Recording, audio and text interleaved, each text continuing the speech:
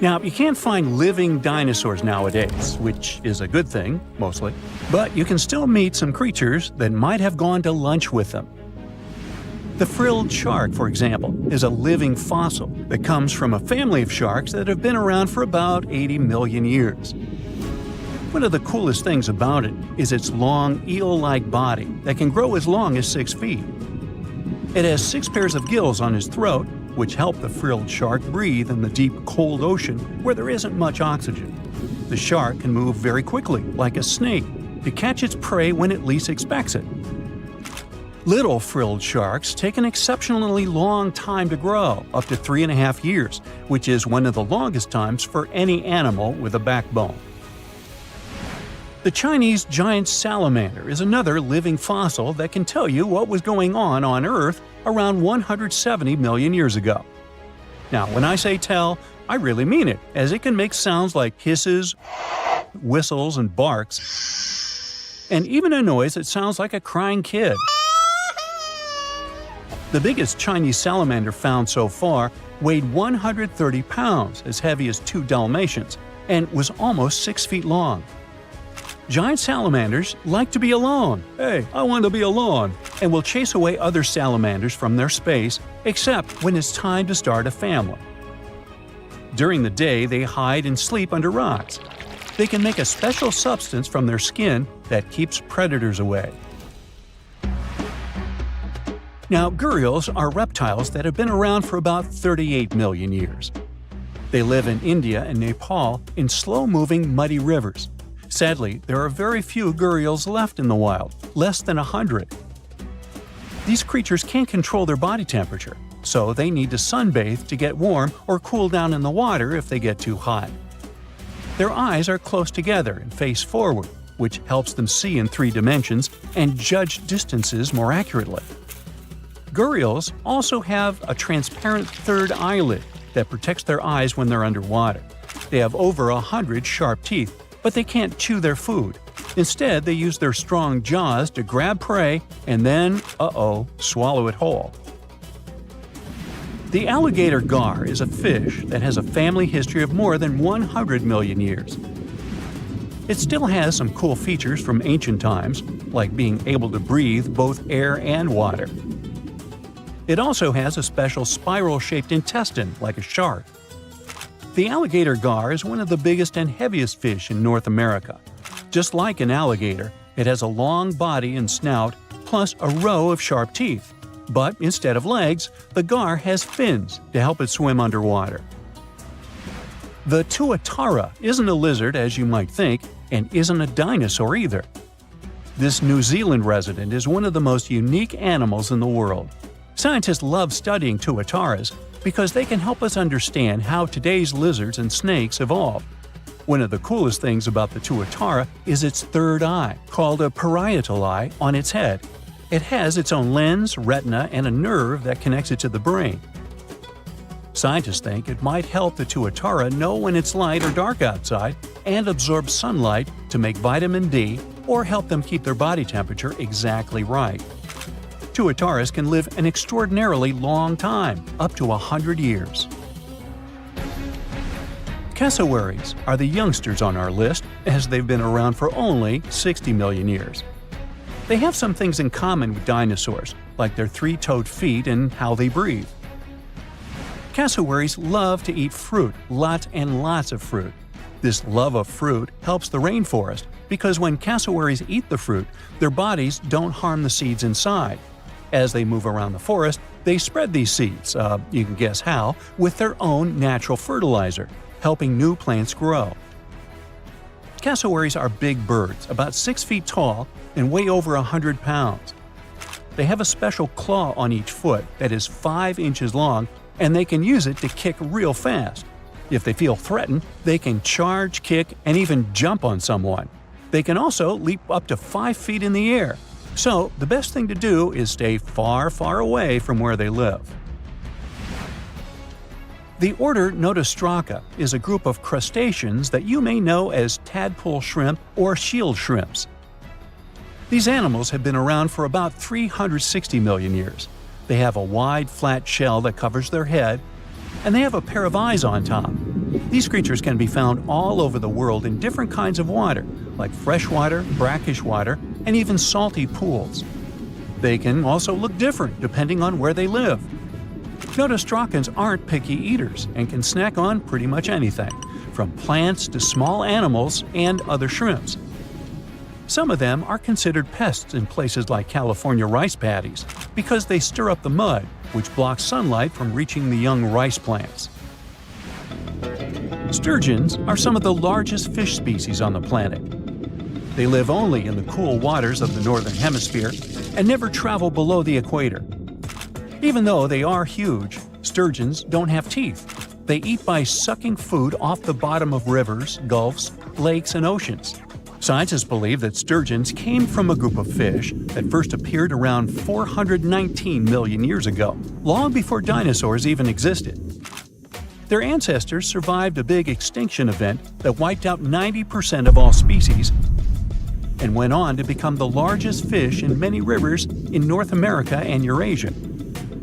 Sturgeons can live up to 100 years old or even older. Female sturgeons can lay up to 3 million eggs at a time, but not all of the eggs eventually turn into real fish.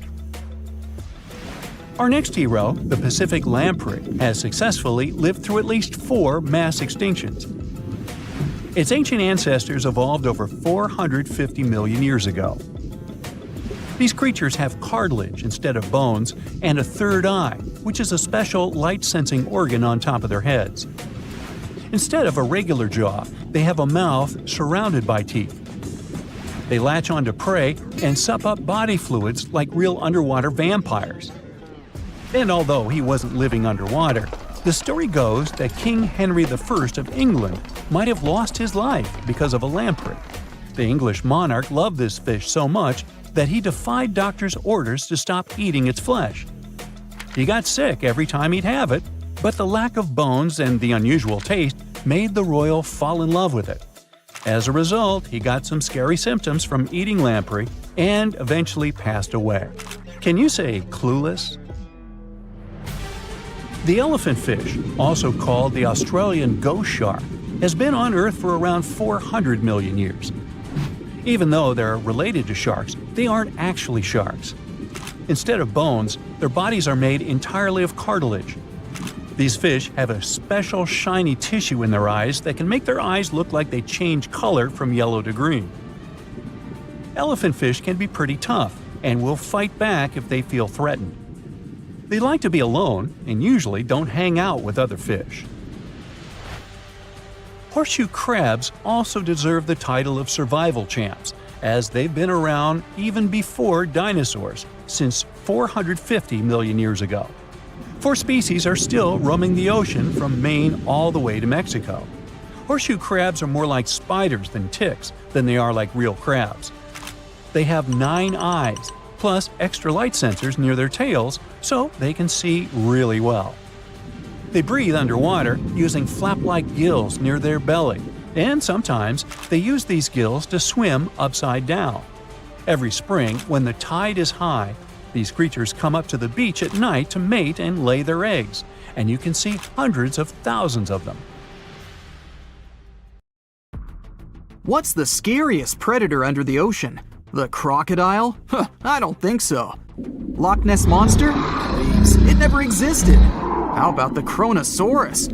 Well, it is extinct, but you might be onto something. Let's take a look at what it'd be like if these creatures were still around today. First things first, what on earth was it? The Kronosaurus was a marine carnivore that lived in the cool, high-latitude Eromanga Sea. It covered vast areas of inland Australia between 90 and 120 million years ago, during the early Cretaceous period. Near-complete fossils of the creature were also found near Colombia, which is a country that has a noted connection to prehistoric reptiles and turtles. This fact makes it extremely possible that the monster I'm about to describe existed worldwide.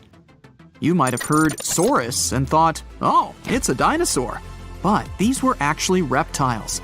They were the largest member of the Plesiosauridae family, referred to as plesiosaurs. Fossil evidence suggests they weighed over 20,000 pounds and were roughly 30 feet in length. Just to put that in perspective, The longest crocodile ever measured was a saltwater crocodile by the name of Lolong from the Philippines. It was 20 feet in length and weighed just under 2,500 pounds. And that's still 10 feet shorter and incredibly lighter than the average Kronosaurus, making the crocodile seem like nothing more than a glorified goldfish in comparison. Despite its terrifying length, the most physically daunting feature of the Kronosaurus was its head. Its skull was about 8 feet long, which was actually proportionally large given the size of its body length. Anything that was unfortunate enough to end up inside the Kronosaurus's mouth may have been given false hope. After all, the teeth of the beast weren't actually that sharp. On second thought, I take that back. I wouldn't feel confident around a toothless snake, let alone being inside the mouth of this monster. But it's true that the Kronosaurus's teeth weren't sharp, especially when compared to other carnivorous reptiles, such as crocodiles and alligators. The teeth of this prehistoric sea creature were instead conical. This means that they were cone-like in shape. Unfortunately, this lack of sharpness didn't make them less dangerous. The teeth were enormous and could be up to 12 inches long from the crown tips to the bottom of the roots. This obviously meant that the Kronosaurus had an extremely powerful bite. It was estimated to be up to 30,000 newtons, which is almost twice as powerful as the bite of a large saltwater crocodile. Because of the bluntness of their teeth, they weren't suited for twisting their prey once in their grasp. But the size and shape of the teeth made them perfect for simple open and shut biting. They would have had no problem crushing hard objects such as the toughest of shells any sea turtle could offer. Just like crocodiles, the Kronosaurus is believed to have had a short neck. This may have been an adaptation to allow the beast to successfully catch small, evasive animals. Their body, in general, was fusiform and streamlined. This means it was narrowed at both ends and had very little resistance to the flow of water. The Kronosaurus was also equipped with 4 paddle-like limbs. The hind limbs were larger than the front ones. They could span approximately 7 feet in diameter. All in all, this set the Kronosaurus up to effortlessly propel itself through the waters and be an ultimate predator. Predator X, if you will? That's the name that was given to the fossil of a creature discovered near Svalbard, a Norwegian island group, in 2009. The fossil was identified as a 50-foot-long, 100,000-pound monster with a bite force of 33,000 pounds per square inch. This might be the highest bite force of any known animal. Although Predator X is yet to be classified as any specific type of animal, it was definitely a plesiosaur like the Kronosaurus. And even if it wasn't Predator X, the Kronosaurus was still most definitely a ferocious titan when it roamed Earth's oceans. The Kronosaurus actually got its name from the Greek mythological figure of Kronos, the father of Zeus. Kronos was viewed as a titan from a generation of super powerful beings. So what was it that the Kronosaurus, this terrifying monster, actually feasted on to satisfy its appetite? This creature was known to eat sea turtles, squid, and other larger marine reptiles of that time, such as elasmosaurids and ichthyosaurs. This suggests that if crocodiles existed in the realms of the Kronosaurus, they too might have turned into lunch for the beast. There's evidence from the fossil remains of the Kronosaurus that suggests that they also feasted on sharks, which I know is a disappointment to those of you who view that beast as the king of the ocean. Not when the Kronosaurus was around, my friend. In any case, grounding all kinds of food into small pieces to help digest them would have been difficult without small teeth. This explains the presence of rounded stones found in many of the remains of these sea creatures. Researchers believe these stones may have been swallowed to control buoyancy or to help process food. It's also entirely possible they were accidentally swallowed while feeding on other animals from the seafloor. As if the Kronosaurus even needed to be a meanie with its already existing power and size, there's also evidence to suggest that it indeed might have been. It turns out that after using all its impressive attributes to catch its dinner, the Kronosaurus first liked to play with its food, like a cat does with a mouse. I guess since the hunt was so easy for them, they needed to get their fun from somewhere else. Well, I think now you should have a good idea about these creatures. So let's ask ourselves what it would be like if they were still around today. And by the way, why aren't they?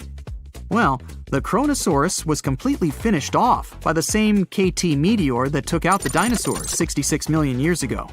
But even before this catastrophic event, they were coming under increased pressure from an even bigger and more vicious family of carnivorous marine reptiles known as mosasaurs. You can't always be a top dog, I guess, or rather, top marine reptile. But what if this never happened, and they were still roaming Earth? Well, this might be obvious, but can you imagine what kind of impact that would have on sea tourism? Based on the impact that famous movies about sharks and killer whales had, what do you think the presence of a Kronosaurus in the ocean would do to beaches? The very creature that would eat sharks and whales for breakfast. Beaches would certainly become a great place to go for a quiet walk, because nobody else would even be there. And what about such activities as boating, surfing, and scuba diving? You think anyone would dare try them, knowing that this 30-foot beast could be lurking beneath them? Let's give humans some credit and assume most of them wouldn't. This would cripple the global sea tourism industry, which is responsible for earning roughly $143 billion every year. Just to make sure this shocking point hits home, the most expensive yacht to ever roam the ocean was called the History Supreme. Its master bedroom was believed to have a statue made of T-Rex's bone and a wall made of meteorite rocks, as well as a 24-karat gold panoramic wall aquarium. Anyway, this yacht was worth nearly $5 billion, meaning you could buy 38 of them with the money lost and potential damages to sea tourism caused by the Kronosaurus. I'm sure that the yacht's owner was happy the beast never made an appearance in their luxurious aquarium.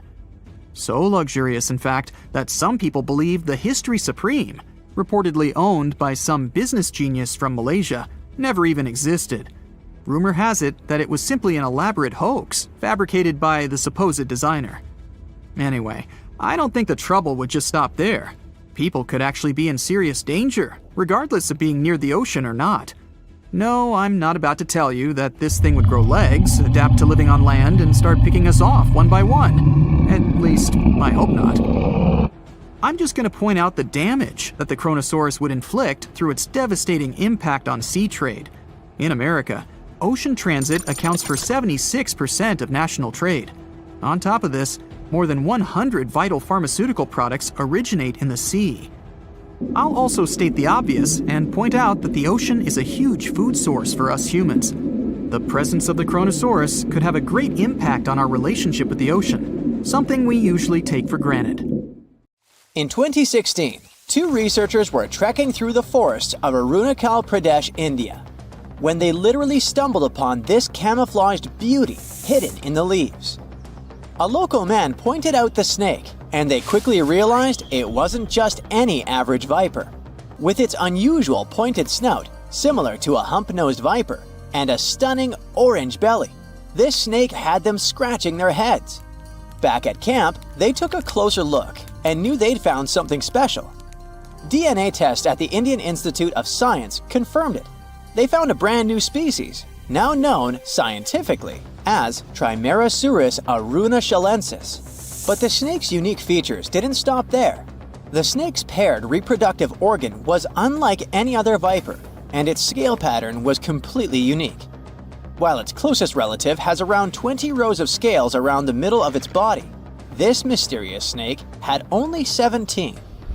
The next species is a record breaker, and it's known as the largest gecko ever discovered, measuring around 2 feet long and being as thick as a man's wrist. The only known specimen of Delcourt's giant gecko is currently in France, but its exact origins are still a little bit of a puzzle.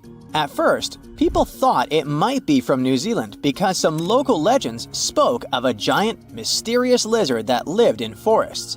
Even though it was a pretty fascinating theory, some recent DNA studies suggest that this nocturnal species is probably from New Caledonia. But as of now, no one can confirm it 100%. In general, sleeper sharks are big, slow-moving creatures that mostly hang out in deep, cold ocean waters. They usually have bulky bodies and a broad, flat head. which helps them blend into the dark sea. But in 2017, was caught at a fishing harbor and collected from a fish market located in Taiwan. And it didn't look like any of its relatives. First off, this 4.4-foot shark had smaller eyes and a tiny second dorsal fin compared to its cousins. It also had more rows of teeth in its upper jaw and fewer in the lower jaw. But the biggest surprise was that it was a pregnant female, carrying 33 embryos. This means there are probably more of these sharks hiding out there in the deep ocean. We just haven't found them yet. Meet the pocket shark. It is tiny, just about 5.5 inches long, while most deepwater sharks are around 6.5 feet. But don't let its small size make you underestimate it, because this creature is definitely one of the ocean's coolest secrets.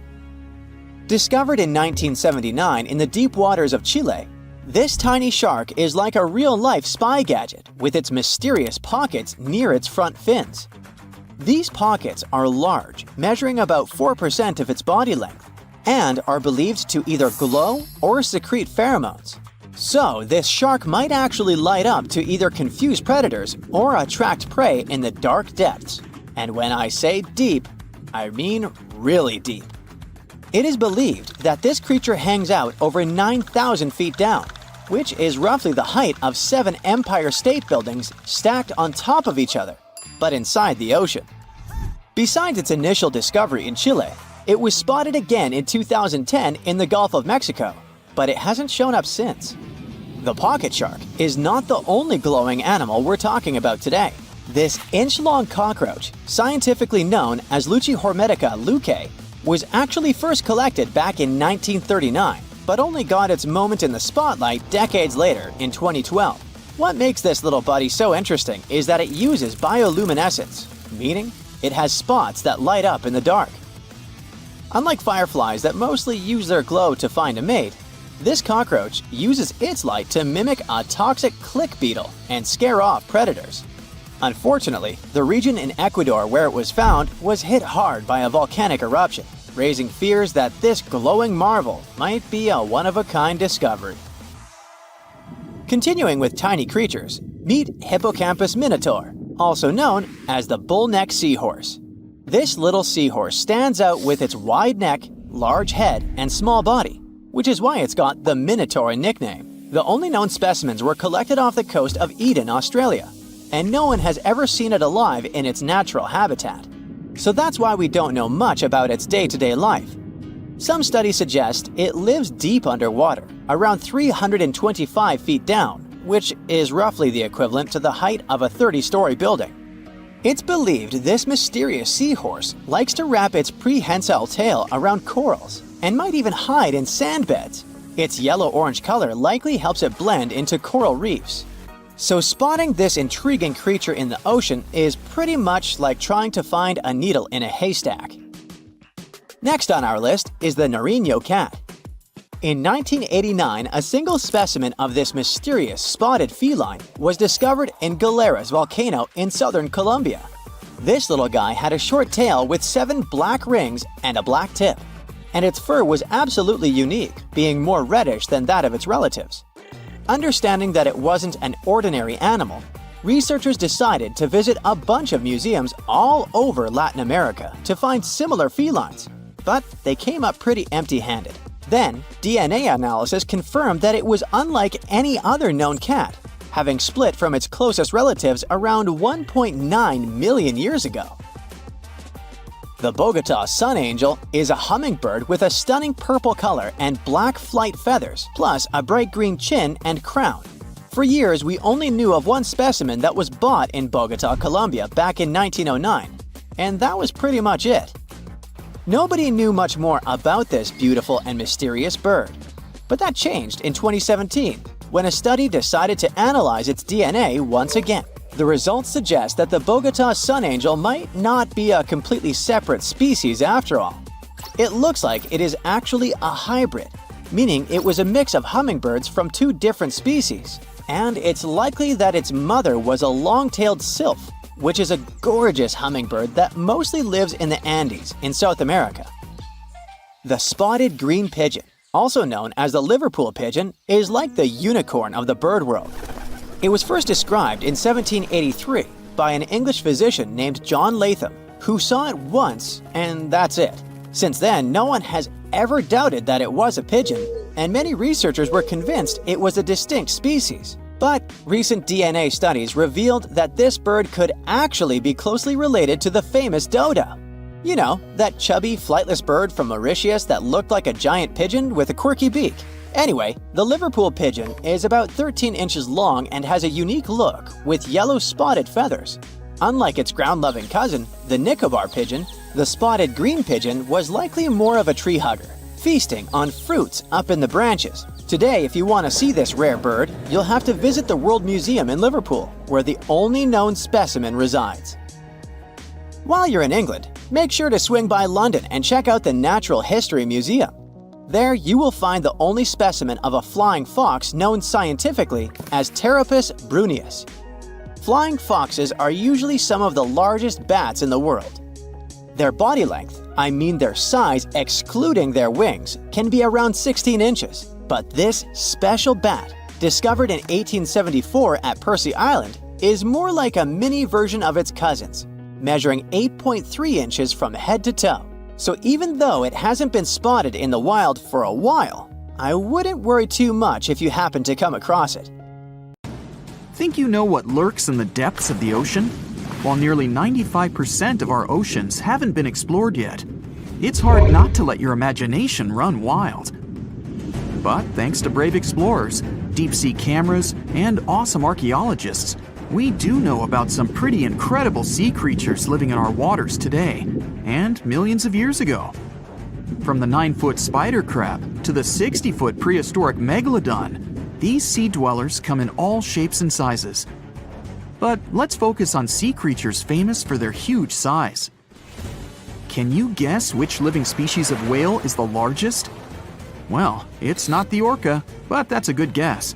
The orca is a toothed whale that can grow to anywhere from 23 feet to 32 feet, which is slightly smaller than a school bus. How about the narwhal? Nope, they're not the biggest either.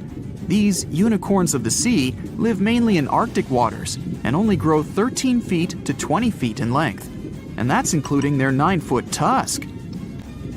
Tired of guessing? Okay, I give in. The largest whale that still exists today is the blue whale. At a jaw-dropping 82 feet to 105 feet, the blue whale is not only the biggest whale we know of, but is currently the largest animal to have ever lived on Earth. Seriously. These animals are bigger than a T-Rex, and even the prehistoric Megalodon. If you were to put a blue whale next to a school bus, it would look like it could swallow it. Think about that. According to National Geographic, a blue whale's tongue can weigh the same as an elephant. And their hearts can weigh as much as a car. That doesn't even sound possible. It's no wonder these giants need to eat about 4 tons of krill every day. While there aren't too many animals living today that can compete with the blue whale's epic proportions, there is an entirely different species that is a good contender, and it's not quite what you would expect. It's a jellyfish. No, I'm not talking about the little jellyfish that wash up on the shore and ruin a perfectly good day at the beach. I'm referring to the lion's mane jellyfish, the biggest jellyfish around. This invertebrate can grow up to 120 feet long. They also come in different gorgeous colors like red, purple, or even shades of orange. As if their length wasn't impressive, the lion's mane jellyfish boast a whopping 8 sets of 70 to 150 tentacles. That means they can have up to 1,200 in total. And here's the giant oceanic manta ray, the largest type of ray in the world. Their wingspan can be longer than a bus. These guys can reach 30 feet in length. They also have the biggest brain compared to body size among all fish. Unlike their stingray cousins, mantas don't have venomous tails. And while the lion's mane jellyfish and the blue whale are yet to be beaten for the longest sea creature, there is one marine creature that can grow even larger in length. The Portuguese Physalia physalis, tentacles and all, can reach a length of 165 feet long, and that's according to mentalfloss.com. While this thing may look a lot like a jellyfish, It's actually known as a siphonophore, and there are hundreds and sometimes thousands of them that are genetically identical. Their long tentacles help the organism catch prey, and its sting is fatal to most animals, even humans in some cases. What's even creepier is that if one of the tentacles comes off the organism for whatever reason, it can float around the water for days before decomposing. Even if it's detached, this tentacle can still sting you. But don't go running out of the ocean just yet. Your chances of being hurt by a Portuguese Phacelia phasalis sting are pretty slim. However, if you do get stung, the side effects aren't pretty, with welts, stomach cramps, an elevated heart rate, and an upset stomach. While you don't want to go anywhere near these long creatures, they sure are pretty to look at. Check out all those colors. The Shastasaurus is the biggest marine reptile that has ever existed. These predators lived during the late Triassic period, about 210 million years ago. These amazing giants could reach lengths of up to 69 feet and weighed more than 75 tons. This made the Shastasaurus as heavy as a blue whale. And if you could stand this creature up vertically, it'd be as tall as a 7-story building. Despite appearances, the Shastasaurus was actually pretty slim for its size. Its ribcage was only 6 feet across. You'd think that this big guy was chowing down on other dinosaurs, but that's not the case at all. This reptile survived on a diet that consisted of small fish and cephalopods, like octopuses and squids. The Albertonectes is a bright representative of the plesiosaur family, meaning that this marine reptile had a small head on an incredibly long neck and large flipper-like limbs that helped it move through the water. These creatures occupied the seas around North America 76 to 70 million years ago. The length of this sea monster could reach 38 feet, with its neck taking up 23 feet of that length. Its neck was a true record breaker. It had a whopping 76 bones in it. No other animal known to humankind has had so many vertebrae in its neck. Scientists aren't sure why they needed such a lengthy neck. They might have used it to collect shellfish off the seabed, or perhaps it helped them capture their main prey, fish and squids. This aquatic reptile also had gastroliths in its stomachs. Some of them were as big as 5.5 inches in diameter. The Tylosaurus belonged to the Mosasaur family. It dominated the shallow seas of North America about 85 to 80 million years ago. This was an enormous predator, with the biggest representatives reaching 45 feet in length. It had a narrow hydrodynamic body with a blunt, powerful head that the animal used to ram and stun its prey. Its body was equipped with agile flippers and a long tail decorated with a maneuverable fin. The Tylosaurus was a carnivore, and its diet included not only fish, turtles, and small sharks, but also other mosasaurs, plesiosaurs, and flightless birds. Meet Ophthalmosaurus. This prehistoric reptile thrived during the late Jurassic period and lived in oceans all over the world.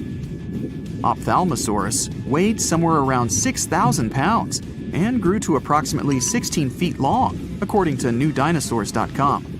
That's about the same length as the beluga whale that exists today. It's too bad these guys went extinct before we had a chance to see them ourselves, as their cartoonish wide eyes and dolphin-like features are pretty darn cute. Of course, the Ophthalmosaurus evolved over time to become ophthalmologists, or eye doctors that we know today. No, that's just a lie. Just testing you. The Mosasaurus is a truly gigantic predator that dominated the seas all over the world about 66 million years ago. According to fossil evidence, some specimens could be more than 50 feet in length. This fact makes the Mosasaurus the biggest marine carnivore of its time. One of the most terrifying things about this creature was its crocodile-like head, decorated with literally hundreds of razor-sharp teeth, neatly organized in 2 rows on both jaws. The thing is that it was pretty challenging for the Mosasaurus to grab its prey in the water. That's why it had all these teeth, plus something special: pterygoid teeth anchored to the bones on the roof of its mouth. This made hunting and holding onto its prey much easier. The Styxosaurus belonged to the plesiosaur family and lived during the late Cretaceous period, around 85 to 70 million years ago. Upon first glance at this dinosaur, you might mistake it for a sea snake, and it'd be an honest mistake. Styxosauruses were about 35 feet in length, but over 16 feet of that consisted just of their long snake-like neck. They had a comparatively small body and weighed approximately 4 tons. Their mouths were full of razor-sharp cone-shaped teeth that they used to catch fish. They didn't need to chew their prey, thanks to the 200 small stones called gastroliths in their bellies that probably aided in digestion. At the same time, some scientists believe that the Styxosaurus used these stones to sink to the ocean bottom in search of particular types of fish. Looks kinda like Nessie to me. It was the largest fish our Earth had ever seen, and its bite was strong enough to crush a car. The largest of its teeth found was the length of a remote control.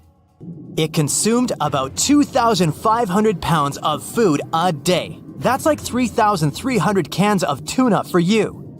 The earliest Megalodon fossils are from about 20 million years ago, but you won't see its skeleton, and that's because the mighty Meg had no bones. A skeleton made from bones gives most animals their body shape and strength. Sharks, though, come from the same subclass as rays, skates, and sawfish and have cartilage instead of bones. Cartilage is a tissue that is softer and more flexible than bones, but it's still tough enough to shape the body and protect the internal organs. Some areas are more flexible, since cartilage is weaker, and some, like the shark's head, are much tougher thanks to calcified cartilage. Their snouts, though, are made of really soft and flexible cartilage to work like a bumper in case of a collision with some dangers. Who knows if they'd be able to do all this with a heavy skeleton? Plus, cartilage makes their jaws more flexible, and they can open their mouths much wider than they would with a jaw made of bone. Our hero, Meg, was no exception, and it had the strongest bite of all living creatures, which was also made possible by a skeleton made of cartilage. Sharks take full advantage of their cartilage. It helps them swim and turn fast while hunting. One drawback of this type of skeleton is that it was really tricky for scientists to establish the shape and size of Meg. Normally, they would do it using fossilized bone skeletons or their parts. With Meg, they had to guess based on the teeth they found and comparisons with living relatives. A more recent 3D computer model was based partially on scans of a preserved spine discovered in the 1860s. The model showed that Meg was bigger, faster, and even hungrier than scientists had previously thought. Looks like an average Megalodon was 52 feet long. That's slightly bigger than the height of the Hollywood sign and weighed 10 times as heavy as an elephant. There were also much bigger creatures. Scientists still aren't sure how the Megalodon got this size. The fact that there were bigger and smaller Megs probably has to do with a little something called Bergmann's rule. It says that the temperature of the surrounding environment affects the animal's body size because they either need to conserve or shed heat. The Megalodons that reached cooler waters probably needed more body weight to make sure they survived in low temperatures. Those living in warmer waters had to be smaller to avoid burning up. If the researchers were correct in their calculations, it also means that Meg reached a cruising speed of over 3 miles per hour, which is much faster than other sharks. The still-living great white shark can cover a distance of nearly 7,000 miles without stopping, which is 9/10 as long as the diameter of Earth. It looks like the Megalodon could have gone much further. Megalodons managed to survive on our planet for nearly 70 times longer than humans have. They were roaming the oceans for around 20 million years, and you could see them pretty much anywhere except near the poles. Scientists discovered the most northern fossils off the coast of Denmark and the most southern in New Zealand. The reason why there were no Megalodon teeth found in Antarctica is most likely that these adapted to only warm tropical and subtropical waters. The younger ones like to keep to the shores, while full-grown adults preferred coastal areas, but they could easily move into the open ocean as well. When our planet went through a period of global cooling and drying, and the seas began to freeze around 3.6 million years ago, there was less and less room for meg to thrive. Much of their prey, like smaller whales, seals, and sea turtles, disappeared or relocated to waters that were too cold for our hero. And at the same time, the number of its natural competitors, like smaller predatory sharks, like the great white shark, and whales, increased. This shifting food chain dynamics could have been even more dangerous for the meg than the cold ocean water. You're used to seeing them on the big screen as heartless monsters, but these huge sharks were actually loving and caring family guys. Scientists discovered several Megalodon nursery areas in Florida, Maryland, Panama, and off the coast of Spain. It looks like they gave birth to their young in shallow water environments. Then, little megs would stay there with adults protecting and raising them until they were ready to fight off predators. The mighty meg had 276 teeth in 5 rows in its mouth. Similar to other sharks, it was fast in replacing its worn-out or lost teeth. With 4 or 5 rows of teeth in its mouth, it basically acted like a conveyor belt, able to grow back damaged or missing teeth. This means that an adult megalodon probably would have grown several thousand teeth throughout its lifetime. Although the great white shark is often mentioned as meg's closest relative, they'd hardly be distant cousins. The ancestors of today's great white existed at the same time as the meg, but they weren't best friends and even rivaled each other. The great white shark wouldn't win in a head-to-head fight with a meg, but it was a better hunter using its smaller size and agility to snap up the giant's prey quickly. This only left the bigger fish and whales for the meg, but its food supplies began to run out as the whales swam to the cooler new seas. Rather than a great white, the Megalodon is more like a modern bull shark. It had a short snout, a flat lower jaw, and huge pectoral fins to support its massive weight and size. We also speak of meg as an extinct giant, but can we be 100% sure it isn't hiding somewhere as we speak? After all, we've only explored 5% of our oceans altogether. The Mariana Trench is the deepest oceanic trench on Earth, and you could dip the whole of Mount Everest in its deepest part, and over a mile of it would still be above the surface. If a megalodon or two needed a place to hide, that would be the perfect spot. It wouldn't be the coziest place to live though, with its cold water and total darkness. Plus, the pressure there is 1,000 times stronger than at sea level. So, if a meg really were hiding down there, it would have serious issues with its teeth, because calcium would dissolve under that pressure. To survive here, it would also need to learn to navigate in complete darkness. That means it would have either become bioluminescent or evolve to grow massive eyes like the giant squid. If the meg were still around and true to its dietary choices, it would have to eat smaller fish, and that would be a problem for us humans. Especially those of us who love fish, that is. And the ocean isn't cooling down these days. The megalodon would love its temperature and would thrive and reproduce faster than ever. Those giants would create some massive problems for cargo ships and cruising vessels. In case you're now scared at the thought of meeting a megalodon, relax. Most scientists don't think it's possible because of our hero's size. Most foods that megalodons like to eat live in shallow ocean areas and not in the deep, deep sea. Meg would need to come up for dinner every now and then, and it's kinda hard to miss a creature this big. They're both giant prehistoric creatures to us, but the megalodons and the dinosaurs never actually coexisted. The dinosaurs probably died out about 66 million years ago. Megalodons seem to have appeared a bit later.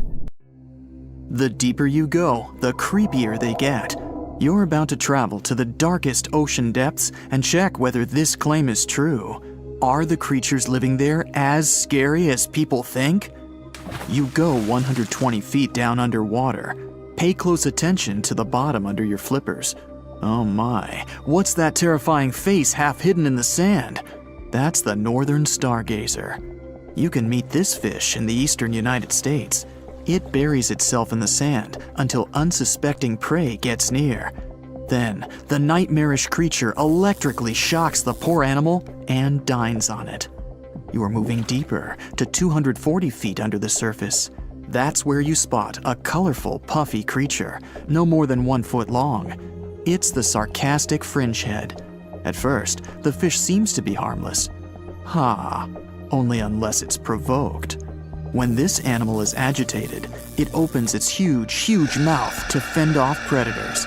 This defense tactic is a sight to behold, both surprising and frightening. Luckily, the fish is no threat to people whatsoever. The creature you see next can comfortably live in shallow waters, but you meet it at a depth of 900 feet. You don't even need to wonder why the animal's called the Game of Thrones brittle star. Unlike starfish that slowly crawl across the seabed, this creature moves fast. It wriggles its long, flexible arms to get from point A to point B. Its body is protected by a hard calcium carbonate shell. Also called snake stars, these creatures are tiny and easily fit in nooks, cracks, and small crevices in rocks. At a much greater depth of 2,000 feet, you come across the giant squid. For a long time, it was thought to be a creature from legends rather than a real animal. The giant squid was first caught on camera in 2001, and it's exactly as big as its name implies. The creature's eyeballs are the size of soccer balls, and the squid itself can weigh up to 600 pounds. Almost 3,000 feet below the surface, you get spooked by another creepy-looking animal. It's somewhat red and rather small, no longer than 1 foot long. As you approach the creature, it looks rather docile, or maybe just indifferent. The vampire squid, that's the animal's name, looks like an umbrella with tentacles. It doesn't even produce ink, so you leave it alone. Soon after that, at a depth of 3,200 feet, you meet the cookie cutter shark. This creature is a parasite. It attaches itself to big fishes, dolphins, whales, and sometimes even people. Then, using its neatly arranged serrated teeth, it gouges out cookie-sized pieces of meat. This nasty glowing animal doesn't grow larger than 20 inches and lives in the ocean twilight zone. At a depth of 3,300 feet, the light becomes a rare and valuable thing. The animals living that far away from the surface have to evolve unusual features to survive. That's how the barrel-eye fish ended up with a transparent head and 2 super-sensitive barrel-shaped eyes. Right now, pretty much like always, they're pointed upward, allowing the fish to see potential prey and you. Almost 4,000 feet below the surface, you see something droopy and saggy. The blobfish doesn't have a skeleton or any muscle. Its jelly-like flesh lets the creature survive incredible water pressure. Despite its appearance, the blobfish is an ambush predator. It usually lies very still on the bottom, waiting for unsuspecting prey to swim by. You go a bit deeper and spot a creature that looks particularly ghastly. The goblin shark senses prey with its snout. The creature's terrifying jaws are attached to elastic ligaments. When some animal comes too close, the shark catapults its mouth forward to catch it. If your mouth could do the same, you would be able to eat things dangling 7 inches away from your face. Even deeper than that, at 5,000 feet, you notice another member of the shark family. The frilled shark looks like an overgrown eel, but its gills are lined with red fringe at the edges, hence the name. The creature's horrifying mouth has 25 rows of razor-sharp backward-facing teeth, 300 in total. The shark prefers to hover in the water, waiting for its prey to come closer. Then, it charges at it like a snake. Suddenly, you see something glow brightly like an electric bulb. But after coming closer, you recoil in horror. The creature looks like an upgraded eel equipped with oversized teeth. That's the deep-sea dragonfish that can live at a depth of 6,000 feet. Chemical processes going on inside the fish's body produce an eerie red glow. This glow is used to communicate with other fish. At the same depth, you meet another deep-sea inhabitant. Its most prominent feature is its huge mouth. Thanks to it, the gulper eel can swallow its prey whole. Its stomach can expand to a terrifying size when it needs to fit something large. At a depth of 6,600 feet, you come across an angry-looking creature with a fishing rod over its head. It's the deep-sea anglerfish. The animal has an unusual dorsal spine, even though it's worn only by females. It protrudes above their mouth and has a lure on its tip, some luminous flesh that baits prey. The anglerfish has such a big mouth and its body is so pliable that it can swallow animals twice its own size. You're 7,000 feet down when you see another fish that's glowing in the dark. The black dragonfish is a sly creature. It has its light-producing organs arranged along its belly. The spooky creature also has gleaming flashlights next to its eyes. They help the animal find prey and attract potential mates. At the same depth, you also spot an enormous pillbug. But unlike the critter you can find in your garden, this one is at least 20 inches long. That's the giant isopod, and it is, indeed, related to the roly-poly, as well as crabs and shrimps. These creatures may look somewhat scary, but they're harmless. They feast on other deep-sea animals only after those have passed away. At a depth of 13,000 feet, you notice the ocean floor has become a bit fluffy. That's because it's covered with zombie worms. These creatures rarely grow to be more than 2 inches long, and still, they can break down fairly large animals, so strong the acid they produce is. The worms' feathery appearance makes them look like plants, but the truth is, these creatures munch on rock-hard bones of the world's largest animals, such as whales. The grid-eye fish almost scares you out of your mind soon after that. This creature has a pair of large greenish oval plates on the top of its head and no eyes whatsoever. Experts believe that these bony membranes detect light coming from predators, saving the fish's life. You're now 3 miles down below the surface, and that's where you spot something bizarre on the bottom. It's definitely a fish, but it's standing on the ocean floor on 3 long, rigid legs. Ah, it's the tripod fish. Curious rather than scary. This creature has adapted to the almost complete darkness by giving up on its vision.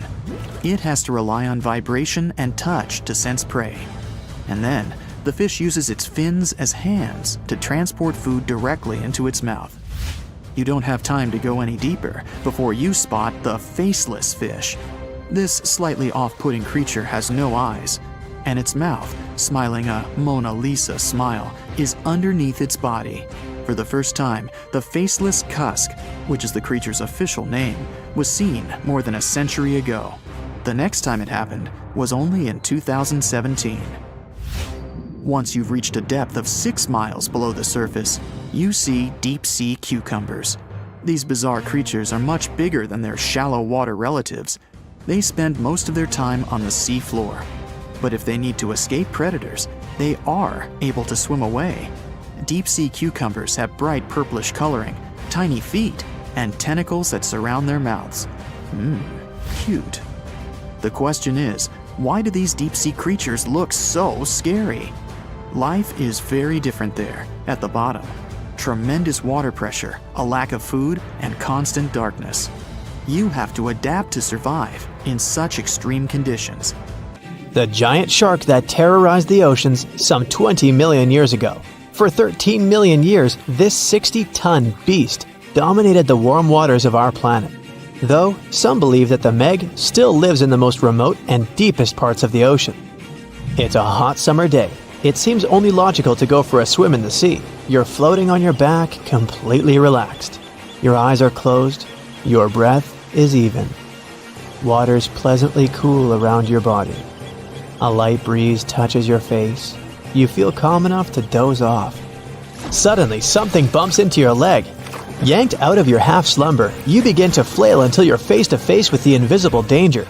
Luckily, all you spot is a couple of easily recognizable fins and cute smiley snouts. Phew, just dolphins. Guess you're lucky to meet them in the wild. These amazing creatures are so close, you can touch them. You've heard people say dolphins' skin feels rubbery, but to your mind, it's more like the inner part of a hard-boiled egg. One of the animals is so close to you that its salty smell fills your nostrils. You know, though, that dolphins don't have sweat glands. It means they don't sweat and are pretty much odorless. The smell you sense comes from the water they swim in. the largest and most ferocious predator to ever haunt the oceans, the Megalodon shark dominated the seas for centuries before coming extinct millions of years ago. However, scientists managed to discover very few remnants of the giant shark. Everything we know about the great beast we've learned thanks to fossils of its giant teeth, which are just about the size of the average human hand. A megalodon skeleton has never been discovered. Shark skeletons are made mostly of cartilage, meaning that they decompose quickly. Luckily, sharks continuously shed and regrow teeth throughout their lives. One shark can go through 40,000 teeth in a single lifetime. Scientists have managed to study different types of shark species based on their teeth alone. The Megalodon shark had around 276 teeth. When they fell out, those teeth landed in the seabed where they stayed for millions of years, fossilizing. Scientists found those teeth, and they're the only real record we have of the Megalodon's existence. Megalodon teeth have been discovered all over the world. It means that unlike other marine animals of its time, the Megalodon was intercontinental. Even today, most sharks and marine animals tend to stick to one sea or ocean. The Megalodon shark swam freely around the world, moving between tropical and subtropical waters. Megalodon teeth have been found in every continent apart from the freezing cold waters of Antarctica. When a megalodon makes a starring appearance in a movie or TV show, it's portrayed to look like a giant version of a great white shark. Scientists previously believed that the megalodon and the great white shark both descended from one common ancestor. Still, it's not true. In fact, it's more likely that the megalodon was the arch-enemy of the great white shark's ancestor, the broad-toothed mako shark. That means Megalodon wouldn't have looked so similar to the great white after all. In reality, the Megalodon would have a shorter nose than the great white, along with longer pectoral fins to give the giant shark a stockier and more threatening build. They both had an excellent sense of smell though, so even in prehistoric times, it wasn't a good idea to go swimming with a chunk of raw meat in hand. And it certainly isn't safe now. Whether the Meg's hiding somewhere in the depths, which some still believe is true, or it's gone forever, younger cousins will still be there waiting. Also, both of them like to go after big marine mammals, so they would certainly have things to do together. That is, until the Meg got moody and accidentally ate its friend. You never know. These guys had a different hunting style. Great whites prefer to dive straight towards their prey and find its softest spot, like exposed legs or underbelly. Sometimes, an entire tooth would be found embedded in a bone of some bigger animal, such as a whale. Without the main parts they use for swimming, poor sea animals were then helpless and unable to escape. Yet whales were just a smaller part of Megalodon's diet.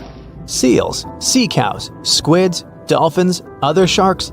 The good old Meg probably wouldn't say no to some random school of smaller fish swimming into its mouth either. Nothing better than a good snack after a big tasty dinner.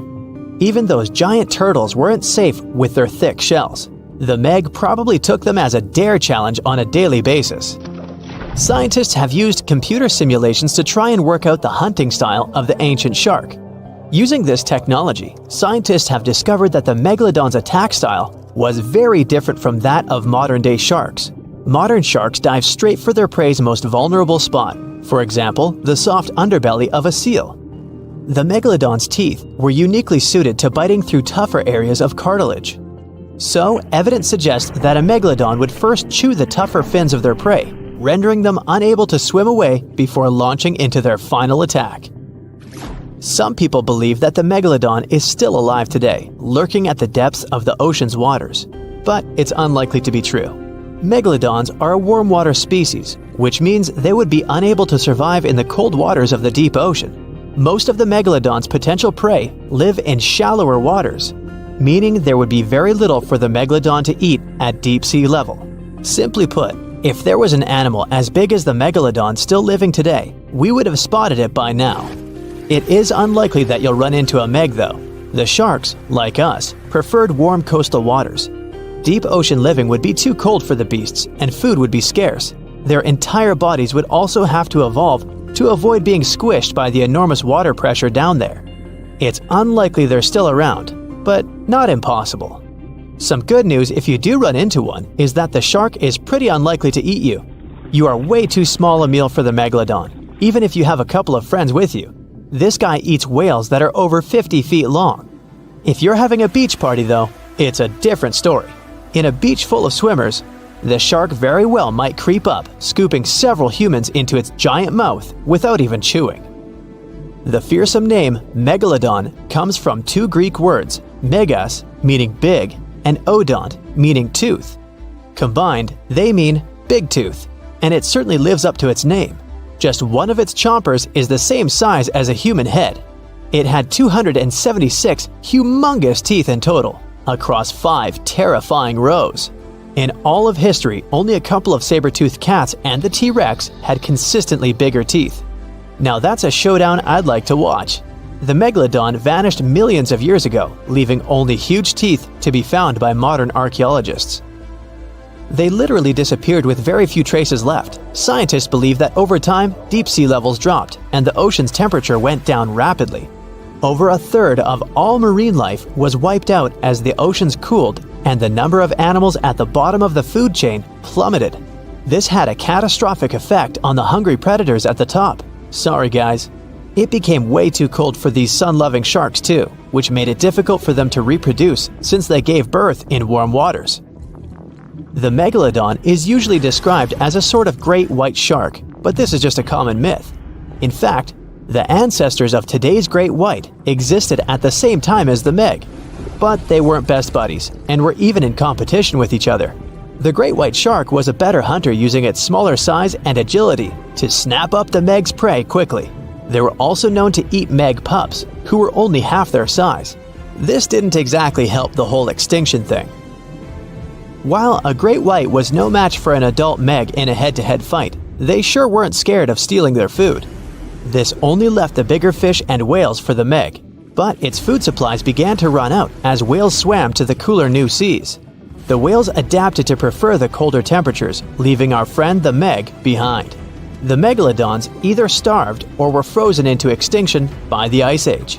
Rather than a great white, the Megalodon is more like a modern bull shark. It had a short snout, a flat lower jaw, and huge pectoral fins to support its massive weight and size. As scary as they are, these sharks were actually caring family guys. Several Megalodon nursery areas have been discovered in Florida, Maryland, and Panama. They gave birth to their young in shallow water environments. We know this from discovering loads of tiny Megalodon teeth found in these areas. I wonder if they had nannies too. The Meg, aka Megalodon, roamed the oceans long after dinosaurs were wiped out by the Great Meteorite.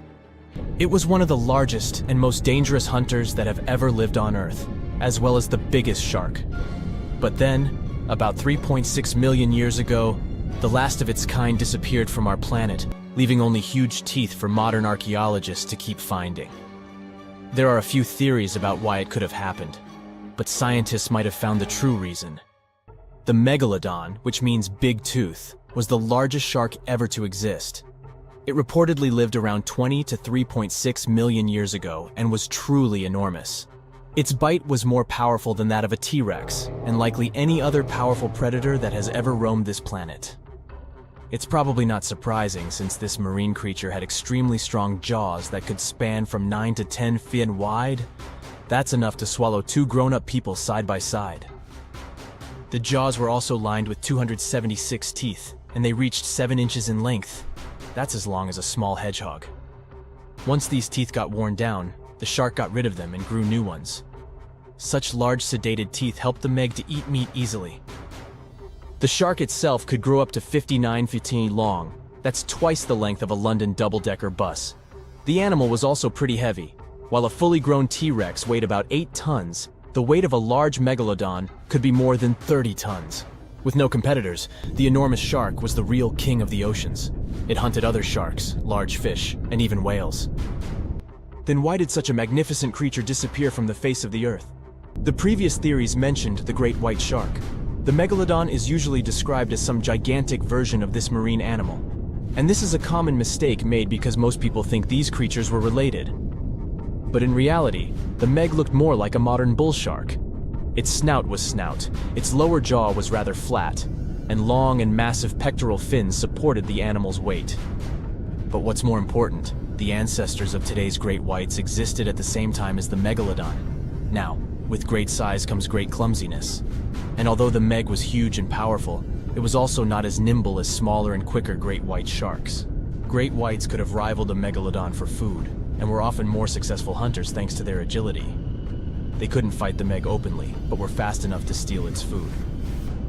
So according to this theory, the only food left for the Megalodon were whales and equally big marine animals. Grown-up Megs could easily catch such beasts, but their offspring were much smaller and more vulnerable than their parents. Could smaller sharks have used this to their advantage? Maybe while megasharks were still little, they became a meal for great whites, as well as bull and tiger sharks. Even at those times, a great white shark could reach the length of 20 feet, while a Megalodon kid was definitely smaller. But even if there had been no open confrontation between young Megalodons and smaller grown-up sharks, Meg kids wouldn't have been able to find food for themselves to grow to adulthood. The reason is the same. The population of other sharks was growing, and they were rivaling each other and the Meg for convenient food. The more great whites and other sharks appeared in the oceans, the less food remained for young monster sharks. Eventually, they probably starved. But it's just one of the theories that try to explain why the Meg went extinct, and here's another one.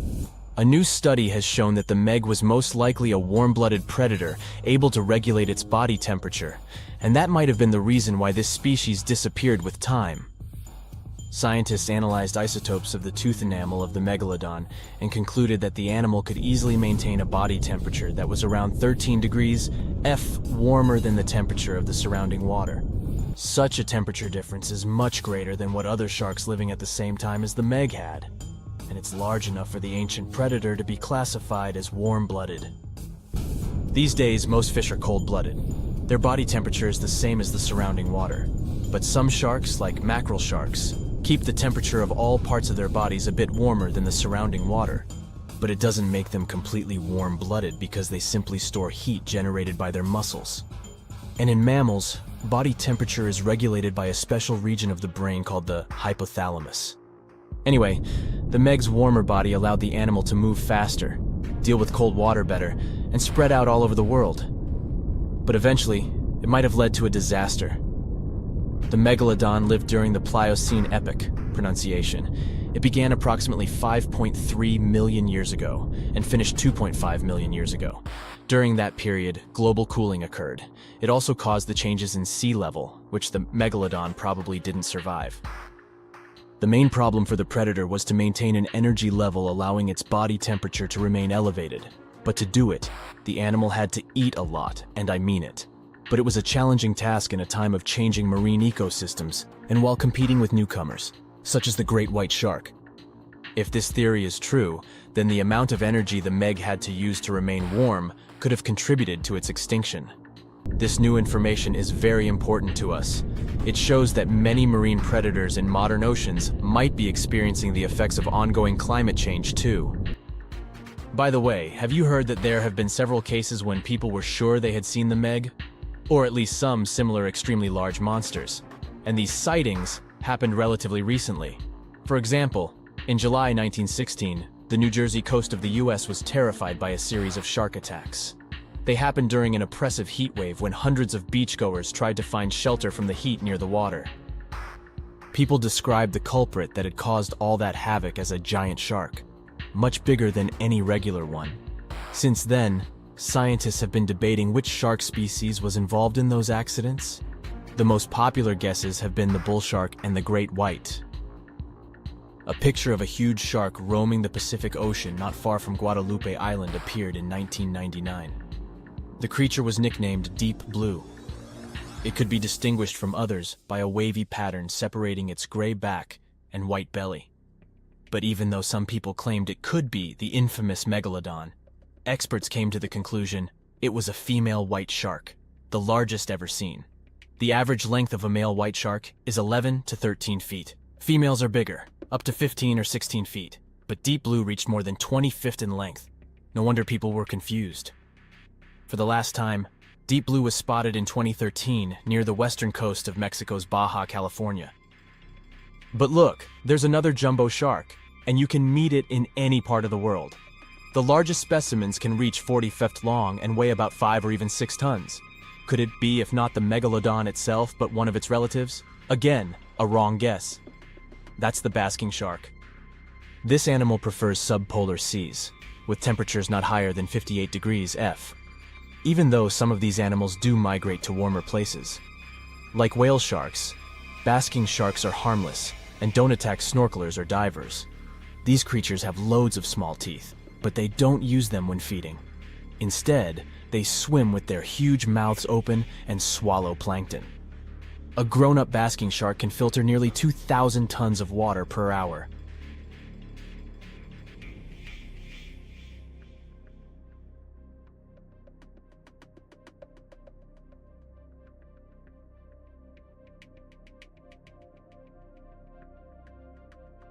The largest and most ferocious predator to ever haunt the oceans, the Megalodon shark, dominated the seas for centuries before becoming extinct millions of years ago. However, scientists managed to discover very few remnants of the giant shark. Everything we know about the great sea beast we've learned thanks to fossils of its giant teeth, which are just about the size of the average human hand. Scientists estimated the size of the prehistoric shark using calculations based on the measurement of the length of a megalodon tooth. On average, the size of a megalodon shark was 33 feet long. The largest of the species could reach up to 58 feet long. However, these megasharks may have been even bigger than we ever thought.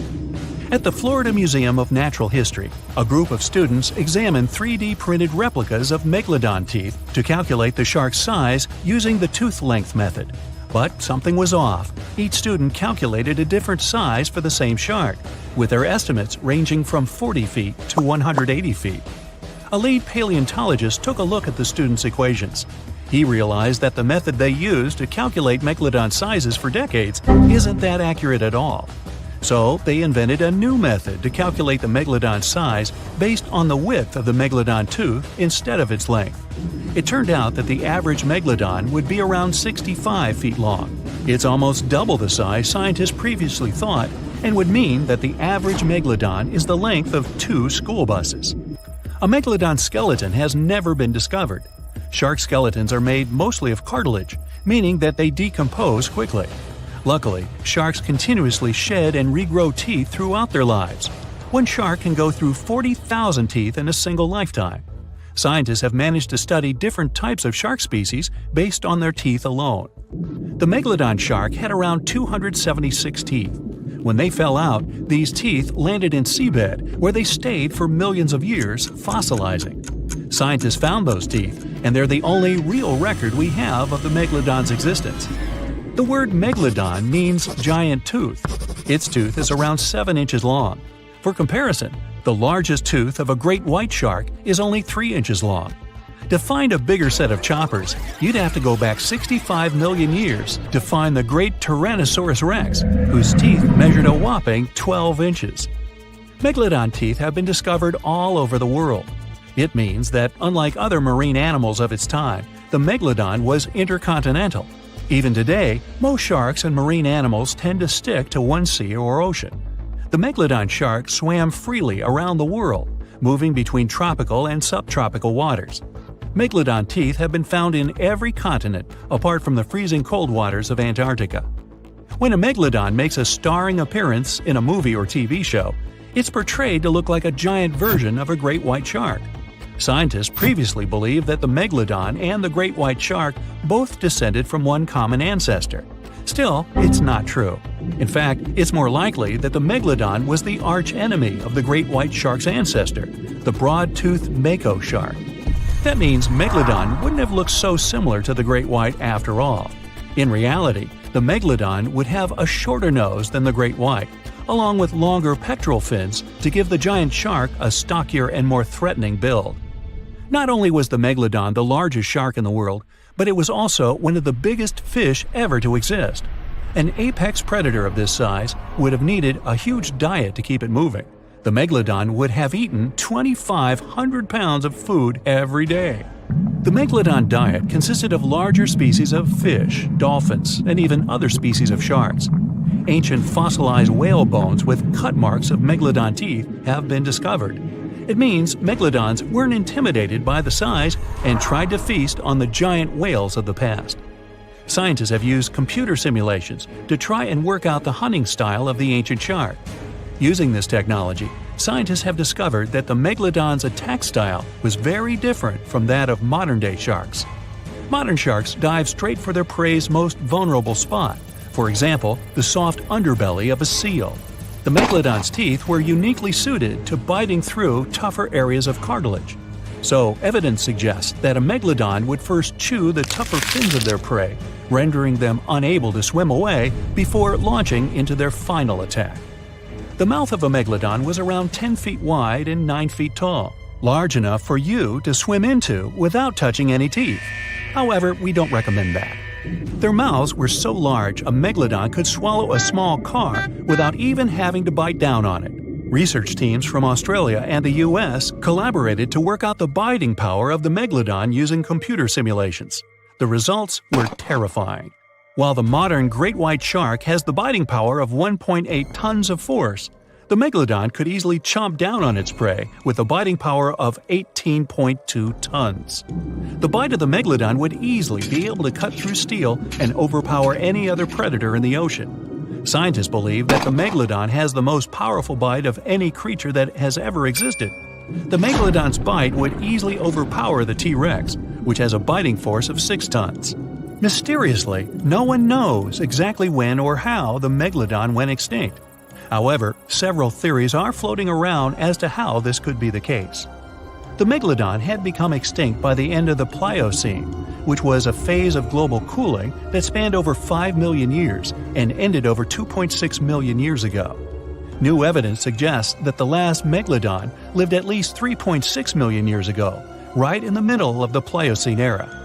Another theory claims that these megasharks disappeared because of the changing Earth temperatures occurring during the Pliocene. As the Earth cooled down, the tropical waters of the world's oceans plummeted to colder temperatures. Scientists believe that this led to the extinction of a third of all large marine animals, meaning that the megalodon's food source took a massive hit. Without much prey left to hunt, the megalodon inevitably went extinct. Megalodon sharks would give birth to their pups in waters close to the shore. The shallow coastal waters provided a perfect nursery for the newborn sharks, keeping them distant from the larger predators that lurked in the open waters. As ice formed around the Earth's poles and sea levels dropped, these pupping grounds were destroyed.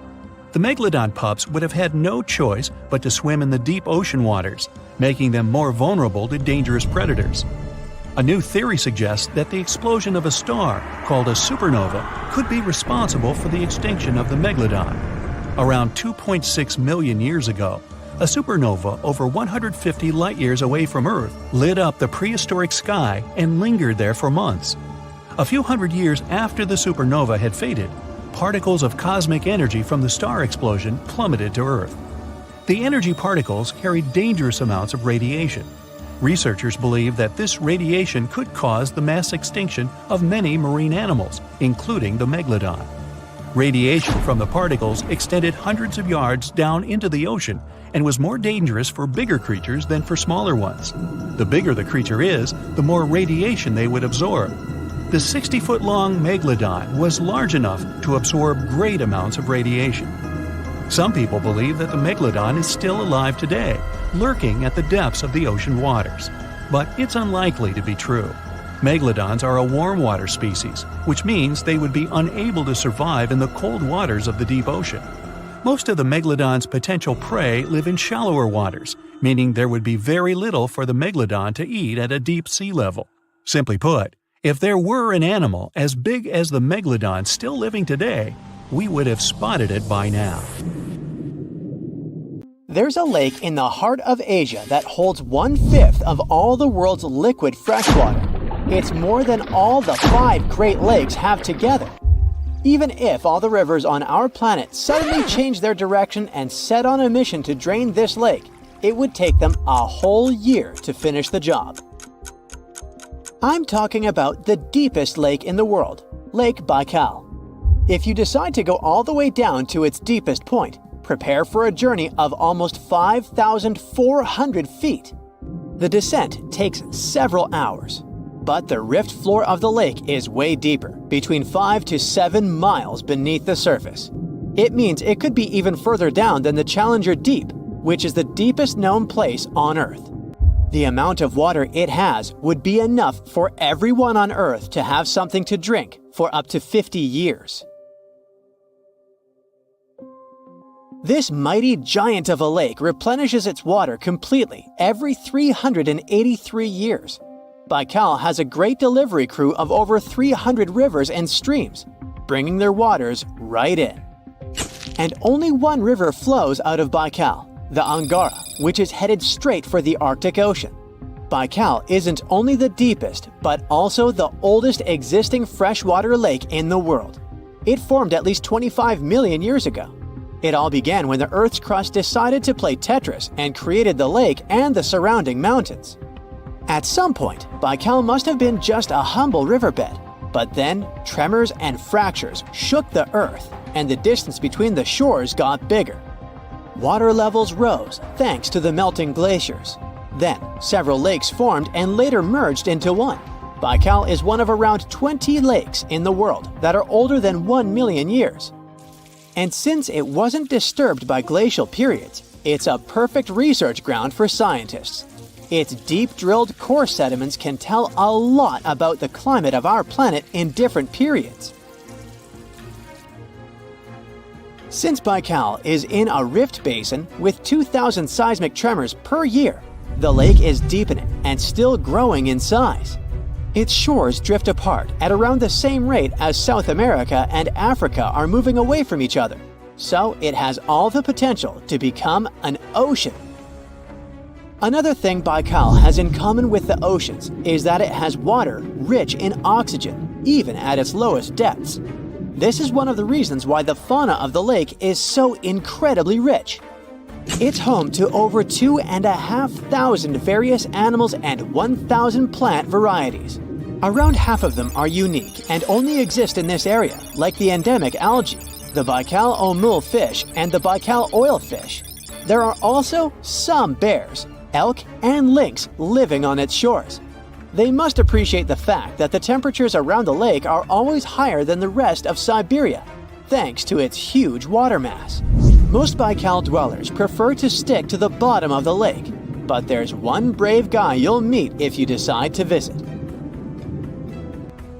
Meet the Baikal seal, also known as Nerpa. It's the only true freshwater seal in the world. Nerpa's eyes are so cute it nearly landed the part of Puss in Boots in Shrek. Nerpa in Boots sounds good to me. These huge eyes are there to help them follow their favorite pelagic fish underwater. There are other seal kinds that can handle freshwater or use it to breathe, but these cuties spend their entire lives in it. But wait, how did seals, which are supposed to be oceanic creatures, end up in a lake miles and miles away from the sea? About 400,000 years ago, during the Pleistocene era, these adventurous creatures traveled up the river and drainage systems that connected Lake Baikal to the Arctic Ocean. The ringed seal that still lives in the Arctic is believed to be the Baikal seal's closest ancestor. Today, Baikal seals are confined to their freshwater home because of the changes in waterways. And they seem to be pretty happy with their home as they can choose from a huge variety of food to eat. The seals mostly hang out in the north and central areas of the lake, but move south in the winter. The lake gets covered with ice, which they use as a chill-out zone, just like their oceanic cousins use rocks or the beach. Since at least 1969, Lake Baikal has had some mysterious ice rings pop up randomly here and there. At some point, they got so big that the astronauts even spotted them from space. The rings usually appear in late April, but can be there in January or May. Scientists couldn't crack the code on how these rings form for a while. They had all sorts of theories, and the most popular involved methane gas bubbles from the lake's depths. But then, scientists noticed that some of the rings were in shallower waters, where gas emissions don't happen. So, an international team of scientists decided to solve the mystery. They traveled to Lake Baikal, drilled holes in the ice, and dropped sensors into the water. In 2016, when they started the research, they heard that two vans had gotten stuck in the mysterious ice rings. Once they had analyzed the data from the sensors, it turned out that the secret behind the rings was warm eddies flowing clockwise under its ice cover. The currents were less intense in the center of the eddies, so the ice above them was thicker at the edges. The waters of the lake are so clear that you can see some extremely deep parts up to over 130 feet down. This is thanks to the surrounding mountains that send off melting ice right in. Plankton that live in the lake also helps clean the floating debris. When this crystal clear water freezes, it forms an unusually thick and see-through layer of ice. The wind likes to play sculptor on Baikal and creates one-of-a-kind pieces of art here. It picks up water, which, of course, freezes into the most unusual designs. Frozen bubbles and icicles you've never seen before. The location and geography of the lakes and the cycles of melting and refreezing create the perfect conditions for this ice workshop. And you can even see rocks that seem to be floating. The bottom of the rock freezes to the surface of the ice. Then, the strong winds wear away the surroundings, leaving a perfect pedestal for the rock. If you think the floating rocks look eerie, how about Baikal's version of the Loch Ness Monster? The local Buryat people have a legend about the water dragon master that lives in the lake. A dragon is believed to be the most powerful creature living on Earth in Asian mythology. They believe there are 4 dragons living in the 4 seas, each responsible for one of the cardinal directions. Baikal is the North Sea in this story. The image of this dragon is supposedly etched in ancient petroglyphs on the cliffs of Baikal. There's also a hefty stone slab that looks like a monument dated back to somewhere between the 3rd and the 9th century BCE, depicting a mysterious water monster. Imagine the stories this stone could tell, echoing the whispers of a bygone era and leaving us to unravel the enigma of the Baikal cliffs.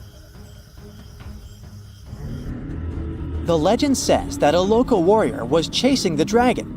He finally reached the largest Baikal island of Alkan. He was ready to face and defeat the dragon, but the beast turned into a beautiful girl, and they got married. That's one unusual twist to a classic defeat the dragon and take the girl story. So, local legends describe that dragon as a giant sturgeon with an almost gator-like snout and armored body. In reality, the mythical monster must be one of the many huge fish living in the lake. They can afford to grow to several feet in length thanks to the high levels of oxygen in the water. Beluga sturgeon can weigh several thousands of pounds, lives up to 50 or 60 years, and never stops growing. Most of the ocean is still shrouded in mystery, whether we're talking about dark corners or creatures that are hiding in the depths. But sometimes it gives us a peek into scary things it hides in its cold, dark depths. Like when you hear on the news that there are some deep sea creatures washed ashore after a powerful storm once again. Some just look weird, while others are real monsters that live at depths of more than 3,300 feet. The coldest and deepest parts of the ocean have created one specific phenomenon called gigantism. So, sea spiders, squids, worms, and many other animals, mostly invertebrates, or creatures without backbones, they're all way bigger and scarier than the versions we see in the more shallow areas. In the Pacific depths, you can see a sea sponge as large as a minivan. Or what about the colossal squid that lives in subantarctic waters and is nearly 14 times longer than the arrow squid, a type that mostly lives in New Zealand? Researchers found many of these underwater monsters in the abyssal zone of the ocean. Back in 2021, the researchers showed images of the giant phantom jelly. It was at a depth of 3,200 feet. Its tentacles were 33 feet long. Wow, I wouldn't like to face that one on the beach. It probably eats only small fish and plankton, but it can swim to depths of more than 21,900 feet. And down there, this giant jelly doesn't have enough food. How does it survive then? Scientists haven't figured it out yet. And there are even more questions related to the giant squid, the biggest one ever found. This monster is 43 feet long, with a weight of nearly a ton. Imagine if those tentacles would grab your car or something like that. They would smash it like it was a toy. There's no light in the abyssal zone. Sun rays just can't penetrate that deep. So there's no algae or underwater plants there. Local animals mostly eat snow. Marine snow is not like the regular one you build a snowman with. It consists of any small flakes or remains that fall from the surface of the ocean. Maybe even some leftovers that animals up there couldn't eat. So it's not much. But apparently, it's enough for very large creatures that hide deep down there, like giant squids. Squids that generally live at such depths don't bother going after their prey. They just wait until the poor animal swims right up to their long tentacles and falls into a trap. It may not be the best method ever, because not many animals will even swim into these dark, cold parts. But it's the method that saves energy. A giant squid eats only 1 ounce of fish daily, which is approximately 45 calories. That's nearly 50 times fewer calories than an average person should eat per day. So when a squid gets 1 fish, it saves it for a couple of days. I hope giant squids won't get the idea to go to the surface and look for food when there's not enough of it in the abyssal zone. And I hope even more that giant Greenland sharks won't get that same idea. You can find them at depths of up to 7,200 feet. They're twice as slow as we usually walk. They swim at a speed of 1.12 feet per second. Their slowness is part of the energy-saving mechanism that creatures down there need to survive. But they can speed up in the form of short bursts when they need to catch prey. But they kinda change their diet from predator to scavenger, considering their environment. There will be more leftovers falling from the surface than animals to go after. Greenland sharks grow just 0.4 inches per year, and they're mostly 20 feet long, which means they live for a very long time, sometimes up to 400 years. They also have a slow metabolism, and that's one of the main factors for their long life, too. Greenland sharks like to spend their time in cold waters. They're adapted to that, since their tissues have specific chemical compounds that prevent the forming of ice crystals all over their body.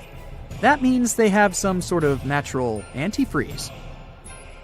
So what makes them so big? Scientists are still not sure, but some theories try to explain it. There's this thing called Kleiber's rule that says bigger animals tend to be more efficient.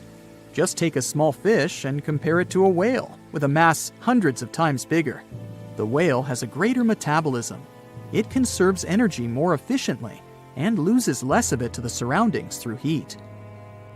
Moving on, bigger animals can ingest bigger prey. They're more likely to go through tough issues in their environment or defend themselves from predators going after them. Also, the body gets bigger when temperatures are lower. The Greenland shark is a perfect example. So are giant sea spiders. Sea spiders are generally common, and you find some very small ones at 0.04 inches. But in deeper parts of the Antarctic, they become 3-foot-long giants. They grow so big because the cold water has more oxygen. That way, more of it diffuses into the animal's body, and that allows it to grow bigger. Yeah, both as a creature and a nightmare. And how about this giant tube worm? Researchers found it accidentally while they were exploring the mysteries of the Pacific Ocean floor. They stumbled upon unusual hydrothermal vents. Volcanic heat is a thing that gets them going. As water seeps down through faults or cracks in the rock, these vents change their direction. When the water gets out of the vent, it's rich in different minerals and chemicals. Most animals wouldn't survive being around this toxic soup of chemicals, but not these tube worms. They came as a true surprise, because not only are they not bothered by these toxic vents and the almost boiling temperature of the water, but they developed entire ecosystems there. They're unique because they don't need sunlight to survive. Instead, small bacteria are their main source of energy. That bacteria gets their energy directly from these toxic chemicals. So it's not photosynthesis, but a process called chemosynthesis. And these tube worms don't have mouths. These bacteria live inside them. Strange story, huh? Plus, These scary worms reach up to 8 feet. Giant isopods are no better either. They lurk at the depths of the ocean of 1,640 feet or more below, far away from the sunlight, looking like some monstrous wood lice. They spend most of their time on the seabed, hoping to find some food falling from higher levels of the ocean. Check out their small hooked claws at the ends of their legs. Isopods use them to remain more stable while moving around the ocean floor. Since there's no light, they have long antennae that help them feel their way around. These sensory antennas are about half the length of their body. Giant isopods have pretty big eyes compared to their body size too. They can grow over 12 inches from head to tail. And these fellas are really patient. Remember how we said animals down there rarely get food? Sometimes they need to wait for years to get a proper meal. That's why their metabolism is amazingly slow. 5 years later. They can go for 5 years without eating anything. Imagine that. I get hungry just talking about this. In 2006, a biologist did research to compare the differences between the shallows and the deep sea regions. He realized the deep sea mirrors the island rule. First, isolated parts of land develop biodiversity you won't find anywhere else.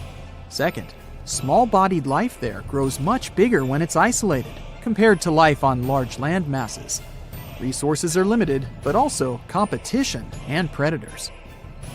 And we don't know much about these deep-sea creatures. It's too expensive and too complicated to carry out such research. So we'll just wait for more raging storms to show us at least part of the monstrous world cold ocean depths hide. Wanna high-five a sea creature? Well, put your hand up for the Tasmanian red handfish. This fish doesn't swim like a fish. It walks. It uses its flipper-like hands to stroll around on the ocean floor.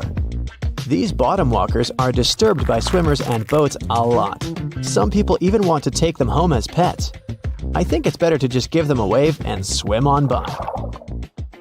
The vampire squid. Its species name is Vampiroteuthis infernalis, which translates to vampire squid from hell. Oh yes, this vampire squid means to terrify everyone with its name, its dark red color, its spikes at the bottom, and the scary fact that it can basically turn itself inside out. The vampire squid loves putting on a good show, but it's as harmless as a kitten is to humans. It's as if Dracula scared the pants off you, but he didn't have blood-sucking fangs.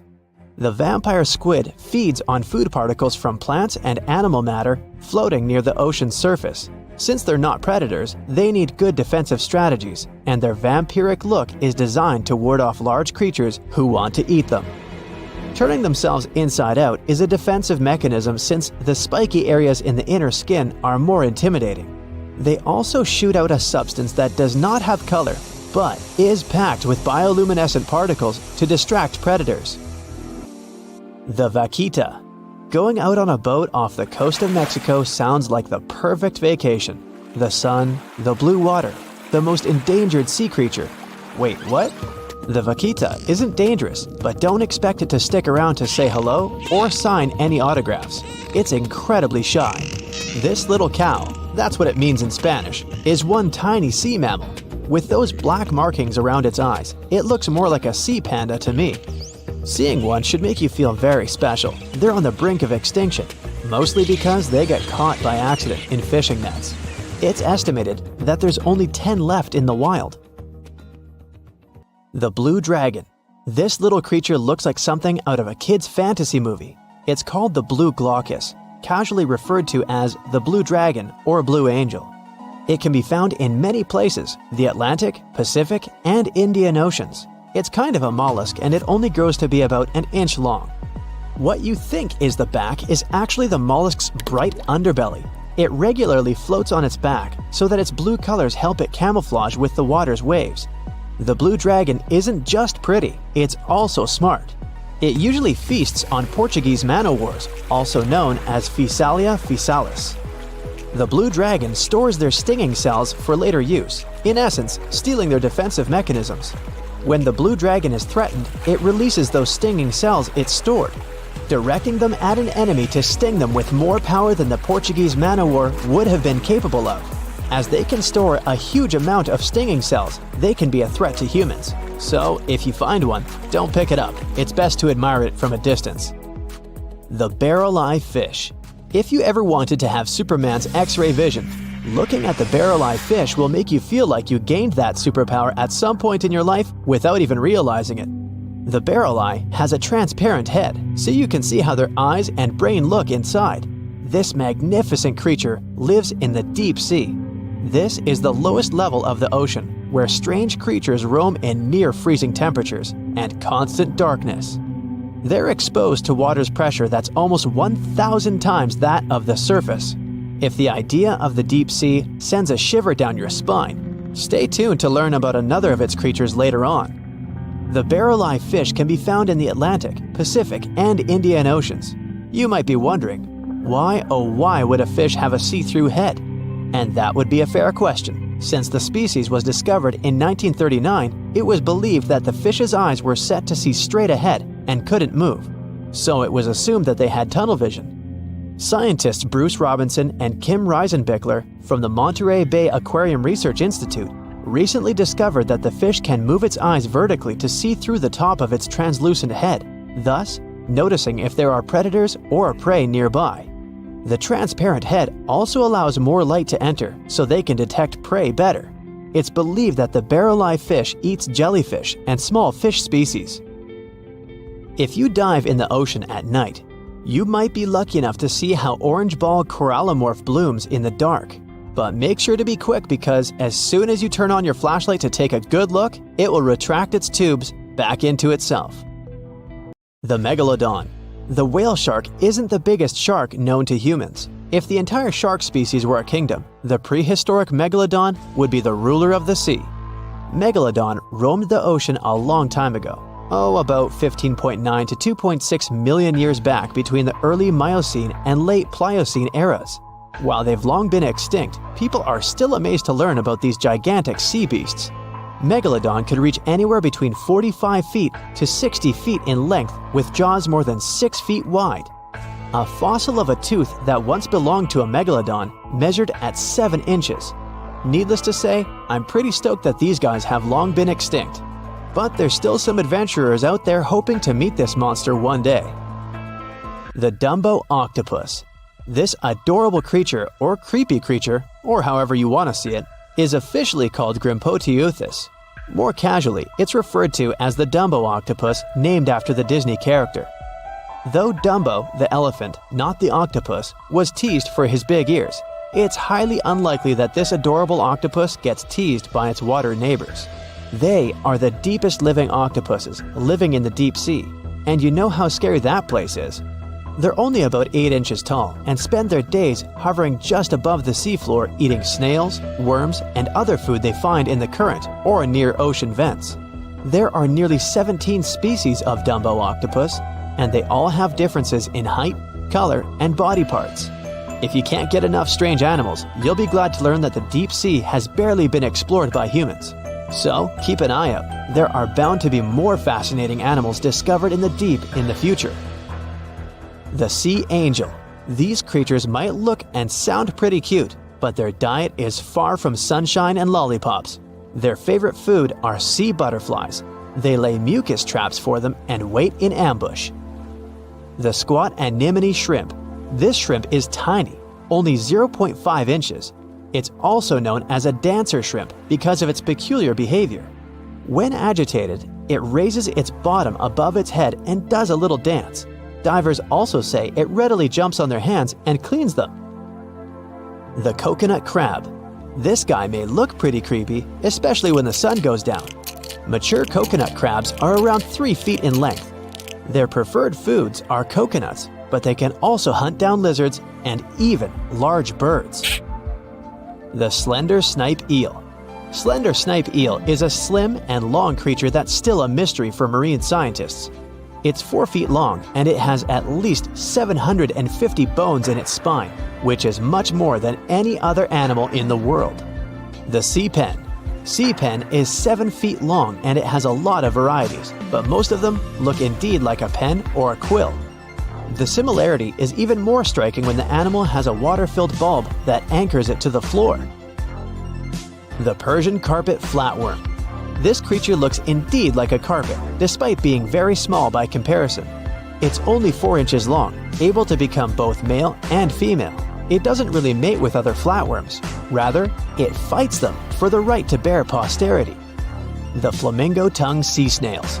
Tourists love these extraordinary snails for their pretty colors, thinking it's a shell, but in fact, the shell is quite dull and hidden underneath colorful soft tissues. They eat softer, toxic parts of corals and store their toxins to protect themselves. Now, one of the most common animal myths is that mice love cheese. It popped out a long time ago, probably as early as when people started storing food. Since mice are regular visitors to human homes, they were constantly looking for food they could eat. People used to store grains in glass jars. They also kept their meat hanging up high. But they'd lay the cheese on the shelf, which was an easy target for all the unwelcome pantry visitors like mice. So they ate it because they couldn't reach anything better. But a mouse will definitely more likely go after chocolate or some other sweet thing than the cheese. Who can blame them? Now, flamingos don't really stand in the water on one leg so they wouldn't get cold. This is just a simple way for them to spare the effort. It's exhausting for us humans to stand on one leg, but for them, this is the most stable position possible considering their peculiar anatomy. This pose doesn't require any muscular work. Now I'm jealous. One of the most widespread and oldest myths out there is that ostriches hide their heads in the ground every time they're scared. A long time ago, researchers thought ostriches weren't very smart because they bury their heads in the ground without being aware the rest of their large bodies are still out there, where everyone can see them. In fact, ostriches do it when they want to swallow sand and pebbles to boost their digestion or just turn over the eggs they lay in their nests. And even then, they technically don't bury their head, but put it near the ground. Otherwise, with its head in the sand, the poor thing wouldn't be able to breathe. No reason to think of an ostrich as a frightened bird. Like some other animals, it will flee if it senses there's a danger coming. And in some situations, it'll fight back and defend itself. And that's one angry bird. What do you think is the largest thing a blue whale can swallow? Well, we're talking about the biggest animal ever known to have lived on our planet. It can grow up to 100 feet long with a weight of 200 tons. Its heart is as big as a car, and its tongue can weigh as much as an average elephant. It's easy to imagine a blue whale swallowing cars, people, and even small ships, perhaps. But it's all wrong. The largest thing it can actually swallow is a grapefruit. Its throat can take the size of a small salad plate. Whales feed on small fish, plankton, and marine crustaceans, so they don't need a bigger throat. But we wouldn't be able to survive the juices inside a blue whale's stomach anyway. It would finish us within 15 seconds, similar to how long we'd last in space without a spacesuit. So don't try this. Camels don't store water in their humps. We're talking about animals with extraordinary resistance to some pretty extreme conditions. They can survive even when drinking water only every 8 to 10 days, but not because they have a secret stash on their back. It's because, when they have a chance to drink, they will swallow 50 gallons of water at one sitting.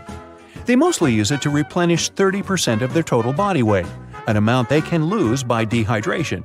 So, they lose a lot of water but quickly regain it. Their humps are where they deposit fat, but it's not for producing water. The oxygen camels would need to inhale would cause them to lose too much water because it would evaporate through their lungs. That's why they use fat as a nutritional source for energy. This helps them survive in arid regions and times of scarcity.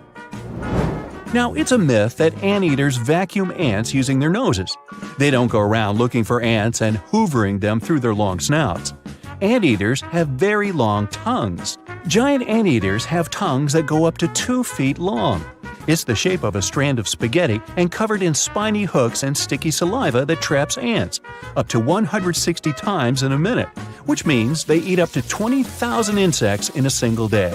That's a lot of bugs. They open anthills using their claws and then do the rest of the work with the tongue. They don't have teeth, so they only swallow all the insects they catch. Movies might have given you a false sense of security when it comes to dinos. Nope, standing very, very still couldn't save you from a raging T-Rex coming after you. It's a myth. The Dino King had bad vision. These beasts may have seen better than modern-day raptors. They had excellent depth perception, something present in today's animals such as eagles and hawks. Even if, by some miracle, the Dino King can't see you or thinks you're just a small tree or some other object because you're standing so still, they had a pretty good sense of smell. So, the better option would be to run because the T-Rex is not as fast as scientists used to think, up to 33 miles per hour. Considering their anatomy, they could move at a speed of 12 miles per hour. Anything faster than that would have caused serious bone damage. But this didn't stop them from ruling the animal world because there were plenty of dinosaurs way slower than them, so they didn't have to worry about food. Another misconception states that owls can spin their heads, neither more nor less than 360 degrees. Their head spinning does have its limit, 270 degrees in one direction. Since they can turn 270 degrees to the left and right, owls have a 540-degree range of motion. Don't worry, if you touch a butterfly's wings, the animal won't lose its ability to fly. It will survive, despite the common myth that says the opposite. Butterfly wings have scales. When you touch them, some scales might shed off, but it's not a bad thing, because they shed off naturally too. Because of sheddable scales, they can escape more easily if they get stuck and trapped in spider webs. Now, the next myth has inspired many movies, books, and TV series scenarios, but no, wolves don't howl at the moon. They typically howl at night, true, but because that's the period of time when they're most active. They'll also look up while howling since this helps the sound travel. That way, other wolves will hear them from around 6 to 7 miles away. And that's why they howl in the first place, to communicate with each other. They make specific sounds for a certain situation. For example, to help a wolf that lost its pack find its way home. The moon just happened to accidentally be there while wolves were communicating. Okay, giraffes only need 30 minutes of sleep a day. That's another myth. They sleep about 4.5 hours daily. It's not that unusual for animal species that are most active during daylight. Studies also show giraffes usually lay down to sleep for less than 11 minutes at a time. Many people believe moles are blind. These small burrowing mammals actually can see. It's just their vision is really poor and only adapted to recognize light. They're also colorblind. When they're searching for food and navigating the dark underground, these creatures mostly rely on their touch and sense of smell. Now, their sense of touch is sharp, which is why moles can feel nearby vibrations of activity. This helps them avoid danger or find their next meal more easily, like millipedes, worms, centipedes, and other invertebrates. Yum! They're really fast at digging and can dig a couple of inches per minute. In the winter, animals hibernate not because it's too cold for them to be outside, but because there isn't enough food during that period. When an animal is in hibernation, its heart rate, body temperature, breathing, and other metabolic activities slow down significantly. That's how they conserve energy. Chipmunks, bats, turtles, snakes, they all hibernate during the winter, which saves them energy for other seasons when they get more active and are capable of getting more food. I'd say bears too, but they're not the true hibernators. If you try waking one up during the winter when you believe the animal is sleeping, you might end up having a bad time. Now, they do slow down, which means they sleep for extended periods of time.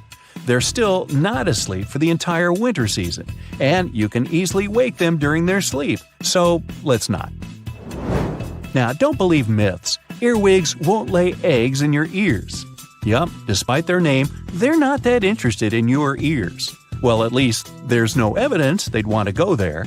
They prefer to spend their time in dark, moist places, such as under tree bark or in soil. So, your ears are off the hook.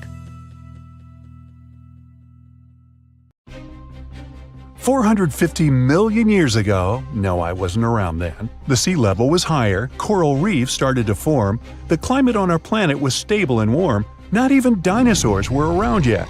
The time when bony and jawed fish we know as sharks appeared. They've been dominating the oceans and making other marine creatures flee in fear ever since.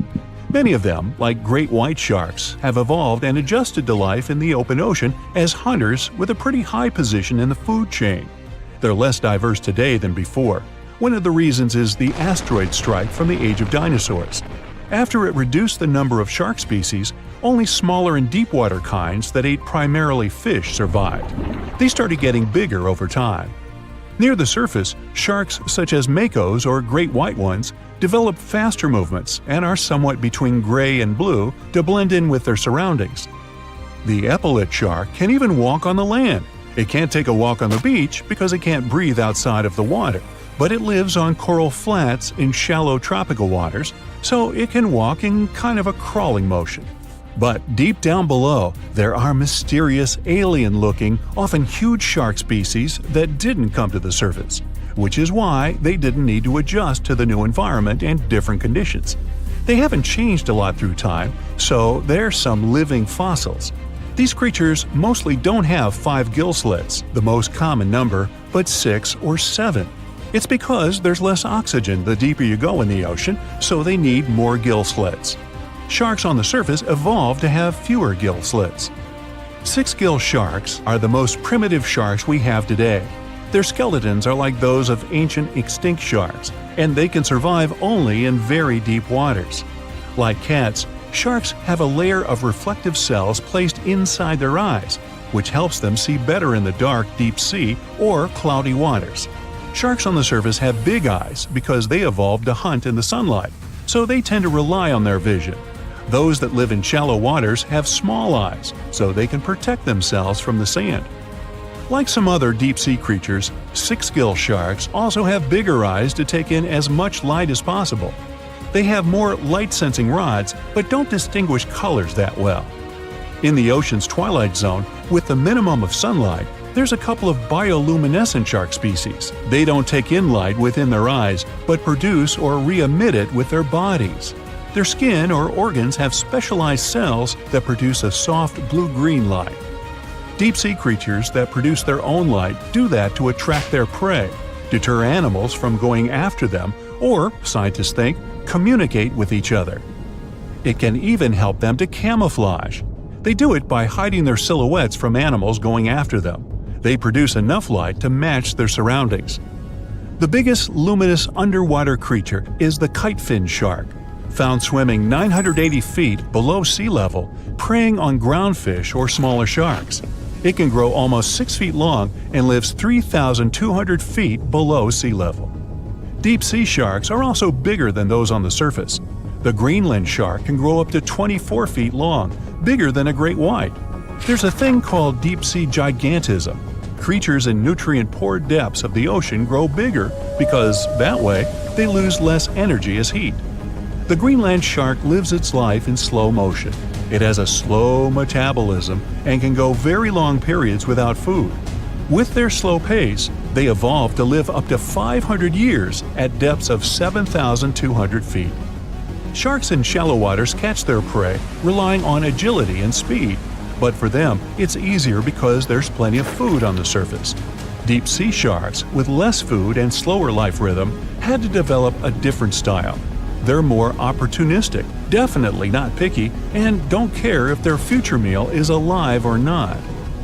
Frilled shark, another living fossil from the darkest depths, hasn't evolved much through time, and they're one of the last of their kind, with all of their relatives already gone extinct. It grows up to 7 feet long, primarily hunts on squid, and catches other sharks and fish. It looks like a dinosaur, a snake-like face, a long, smooth, thin body that moves in a serpentine way. It can propel itself with the power of its tail and curl like snakes. They don't swim in a straight line like other sharks. Cookie cutter shark grows up to 20 inches. It got the name because of the way it feeds, biting off small pieces. It's a parasite creature, which means it feeds off bigger animals but leaves them alive. They have sharp teeth and sometimes even swallow those that fall off on purpose. Some researchers think it could be because they live in the depths that are nutrient poor. If they swallow the teeth, they could recycle calcium and other material from it. Prickly shark is a rare and unusual creature with many thorn-like denticles and 2 small dorsal fins. It lives mostly in the depths of the Pacific region up to 1,900 feet. Ghost sharks are not even real sharks, but fish closely related to them and rays. They have big pectoral and pelvic fins, 2 dorsal fins, pretty big eyes, and unlike their cousins, have a single external gill opening. Ghost sharks have slender tails and can grow up to 80 inches, silver to blackish color. They sometimes live in rivers and coastal waters, but also in the depths of the ocean of 8,200 feet or even deeper. They are pretty weak swimmers, so they tend to feed on invertebrates and small fish. Goblin sharks. Swimming through the deep sea, this creepy shark with a flabby body suddenly sees a small, innocent squid. It goes toward it, but the potential snack notices it and quickly starts moving to dart away. It seems like the plan could work at first, but then the shark suddenly thrusts the jaw of its mouth and catches the poor little squid in a second.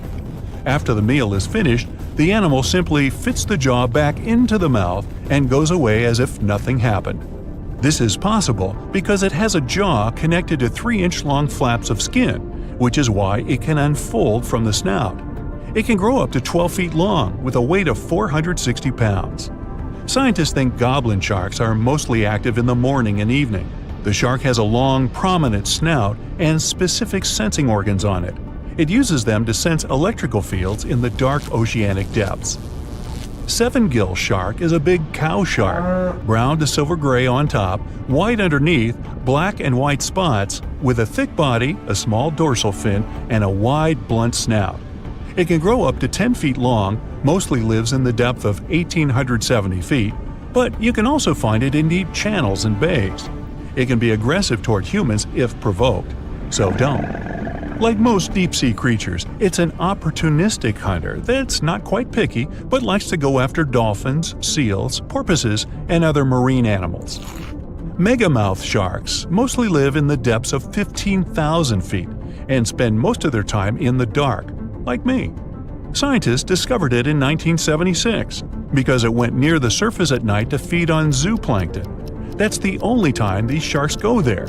During the day, they return to their quiet, dark, and mysterious depths. They are filter feeders, which means they keep their mouths wide open while swimming, so they filter the planktons they like to eat. There are organs that produce light inside of their mouths, which attracts potential prey, such as pelagic crustaceans.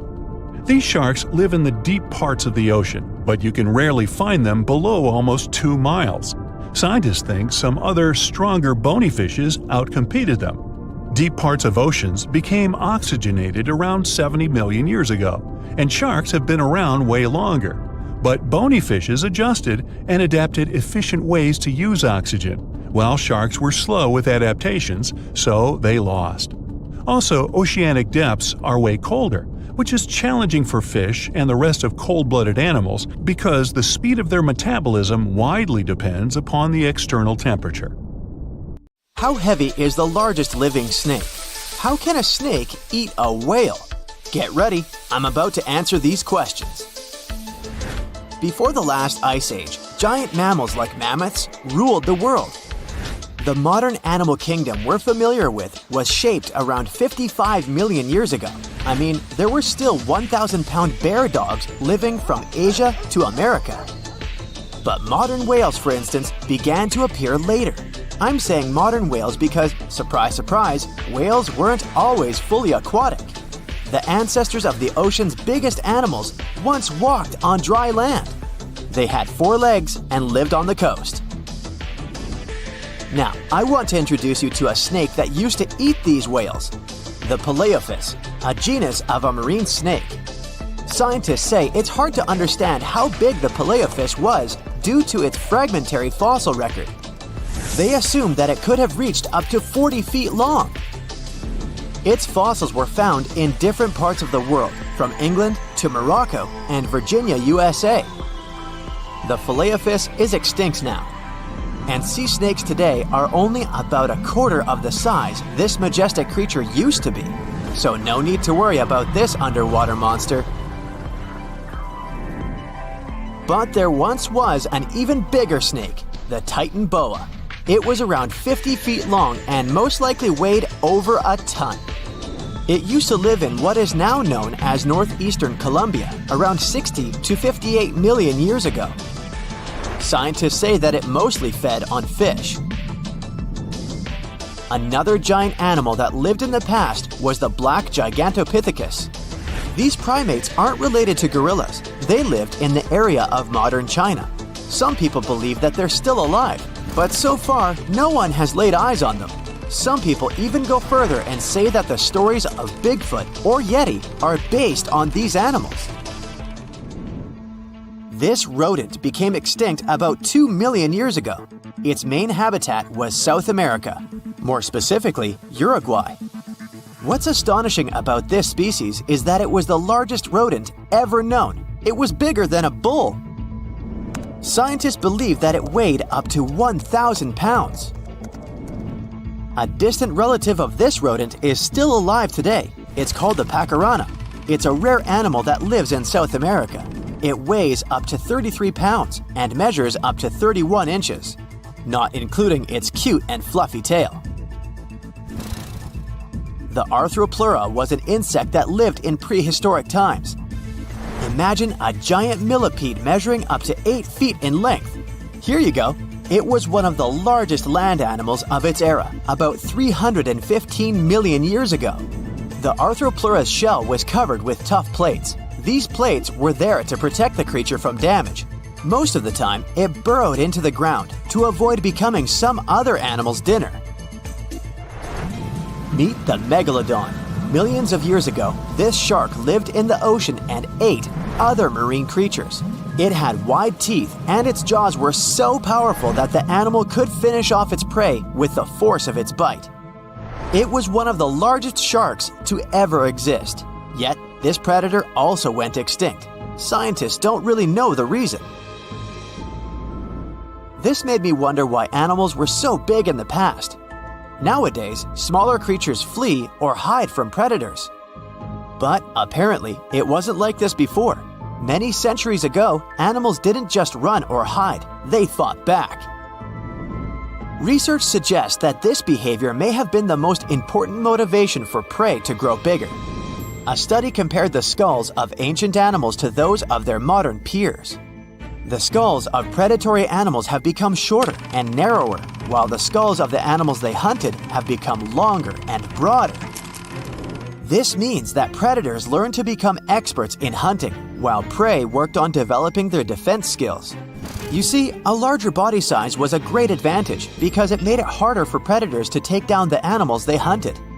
The bottom line, self-defense made prehistoric animals larger. The second reason why ancient animals were larger is related to their bones.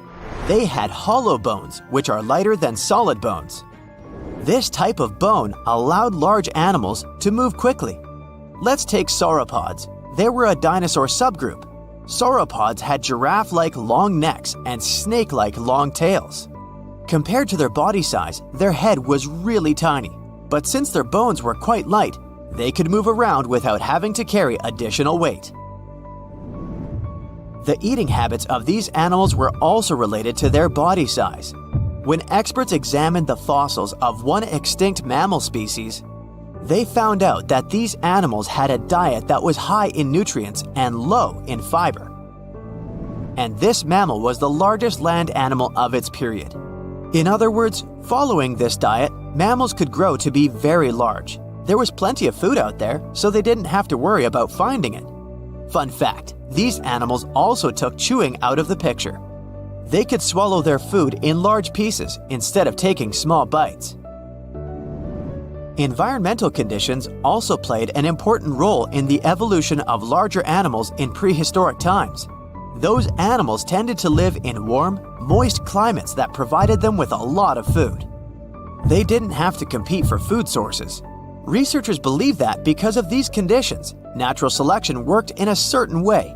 I mean, body size was more important than such traits as agility and speed. Oh, and did you know that large animals tend to produce more carbon dioxide? And ultimately, a bigger volume of carbon dioxide increases the amount of vegetation in the animal's habitat. As for the abundance of oxygen in the atmosphere at that time, it could be another vital element for some animals' growth. A good but scary example of an animal that benefited from the high levels of oxygen can be the cockroach of the Paleozoic era. At that time, cockroaches were the size of modern house cats. Now this one would give me the chills if I ever faced it. Ugh.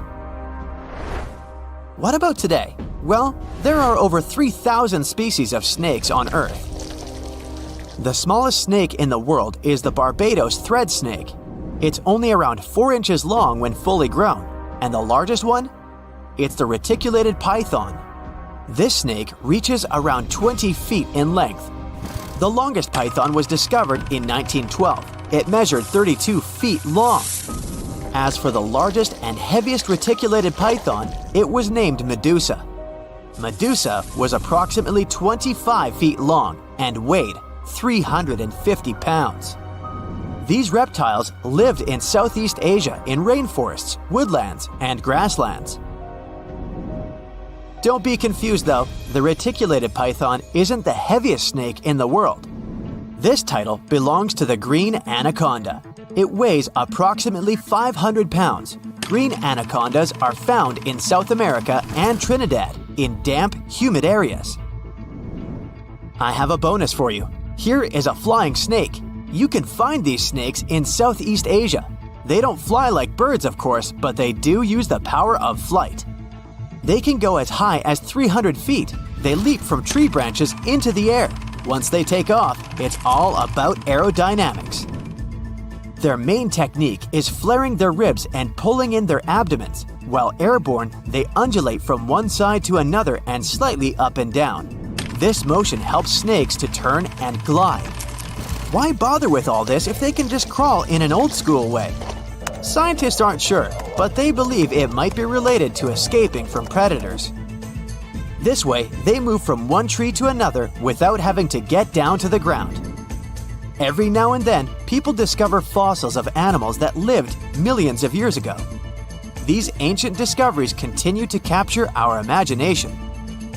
Which of these animals would you like to see alive? The water is bubbling under the fishing boat as if something is coming up out of the water. It gets closer and closer. The water seems to boil. Suddenly, you see giant jaws and glistening teeth.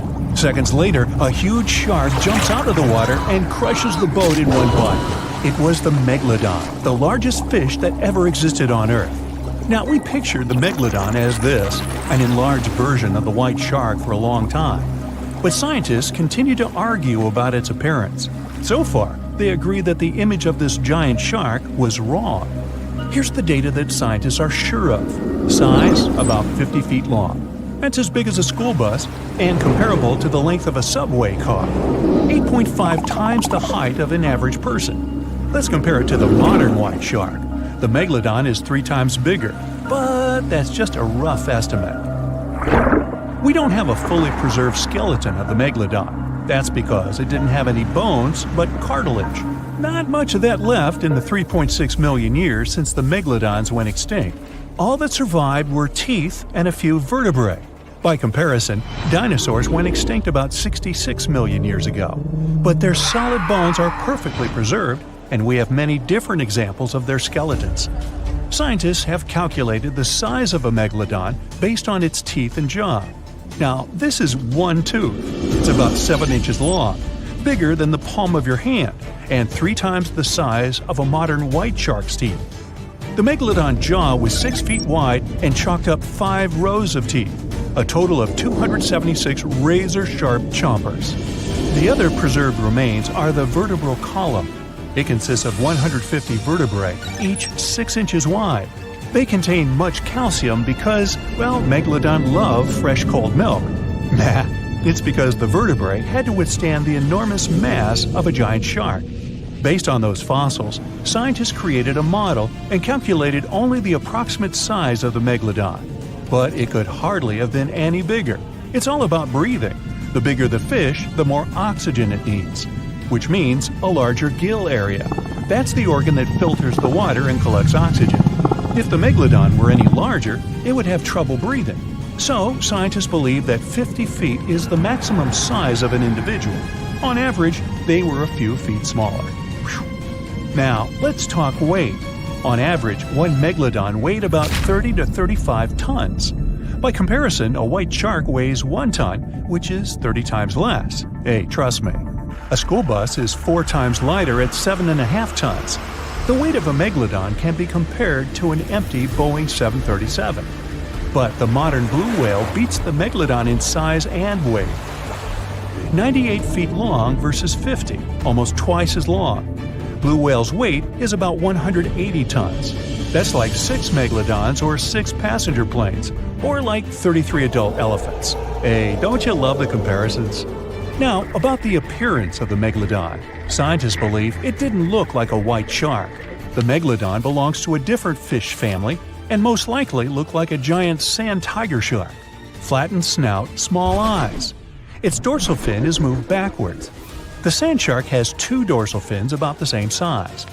The coloration is light brown with a white belly.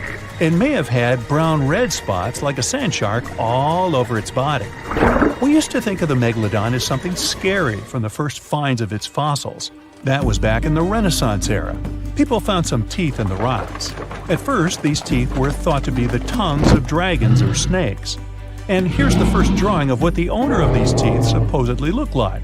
A massive snout with a scary nose and a bunch of razor-sharp teeth. We also have the evidence that megalodons were brutal hunters, kings of the food chain. The first combat tool in their arsenal was the battering ram. The megalodon was a slow swimmer, though. It could only accelerate up to 11 miles per hour. In comparison, the modern white shark can reach 35 miles per hour in a dash for its meal. The fastest human swimmer could only go 6 miles per hour. Well, good luck with that. But the megalodon had incredible mass. Though slow, its battering ram had tremendous power. The megalodon would take its prey by surprise. It had only one chance to hit it. If it missed, it would take too long for a second round. The maneuverability of the megalodon was comparable to a large truck. But if the ram was successful, the prey was stunned and couldn't move. At this point, the megalodon aimed at vulnerable spots, like the fins and tail of the prey. Scientists have found many ancient whale remains with megalodon tooth marks. It turned out that the giant shark knew where its prey's vital organs were located and could strike at them. When the prey was immobilized, the megalodon bared its teeth. An adult person could easily fit into its open jaw at full height. And according to various estimates, the bite force of the megalodon was almost 11 tons. Now imagine the weight of 3 SUVs concentrated at the tip of a sharp tooth. That's 9 times the power of the largest white shark bite, and 6 times the power of the modern record holder for biting, the saltwater crocodile. Here, look at a map of where the remains of the megalodon were found. South and North America, Europe, Asia, Australia. It was the master of all seas and was comfortable anywhere on our planet. We've even found some remains of the giant shark in freshwater sediments. Perhaps it wasn't afraid to enter rivers to hunt. Now, other scientists say that maybe the megalodon wasn't even a predator, all because of its size. It couldn't swim fast. It couldn't even make short dashes like the white shark. If prey tried to escape, the megalodon didn't rush into pursuit because it could never catch up with it. Another problem is the skeleton of the megalodon. The cartilage is weaker than the bones, so the musculature of the giant shark was not as massive and robust in the first place. The megalodon may even have been a scavenger and never got into fights. This is one of the reasons why ancient sharks became extinct. Megalodons like shallow, warm waters, with temperatures ranging from 53 degrees Fahrenheit. But over 3 million years ago, the climate turned colder. This deprived the megalodons of territories and plenty of food. The primitive whales that had been the main diet of the giant sharks began to disappear. Faster predators took the remnants of food. The megalodon started to starve. In evolution, a new player entered the field, the toothed whales, ancestors of the modern killer whales. They lived in packs and had bigger brains than the megalodon. So, over time, they started to compete with the megalodon. They took advantage of its clumsiness. A group of killer whales could easily win a competition against a giant shark. Many scientists believe this was the reason for the disappearance of the largest shark in the world. But there are theories that the Megalodon is still alive and roaming the dark waters of our planet. Several Australian fishers have allegedly encountered a shark of incredible size, but no one can confirm these testimonies. Fans of this theory believe that giant sharks can hide in deep waters away from human eyes. In the Mariana Trench, for example, it's the deepest place on our planet.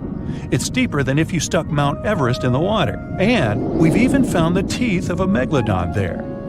But science says that such a giant shark couldn't live in the Mariana Trench for many reasons. One, it's too cold. The megalodon was probably a cold-blooded fish, so it had to use the warmth of its environment to survive.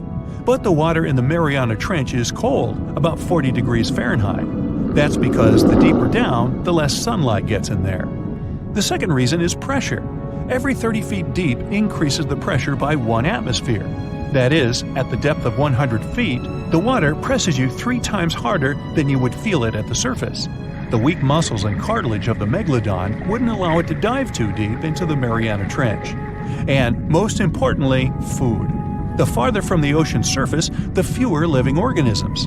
Megalodons used to eat primitive whales, ranging from 10 to 20 feet. Small fish only inhabit the Mariana Trench. A megalodon would never be able to catch one. And, judging by its size, all the megalodon did was eat and then look for food again.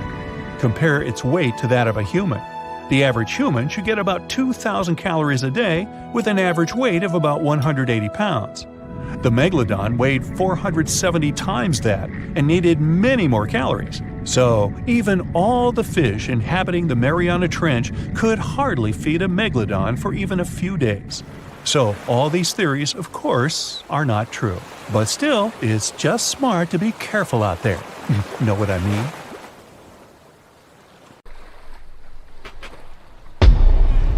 Many terrifying animals live deep beyond the waves, like this vampire squid living 3,000 feet below the surface in almost complete darkness. This animal has a cloak, like a vampire's. That's why it's called the vampire squid. Deep down at the bottom, it can't use ink to defend itself.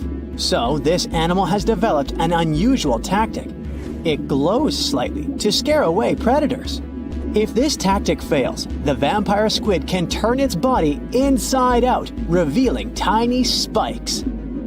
When you translate its scientific name, Vampiroteuthis infernalis, it literally means vampire squid from the nether.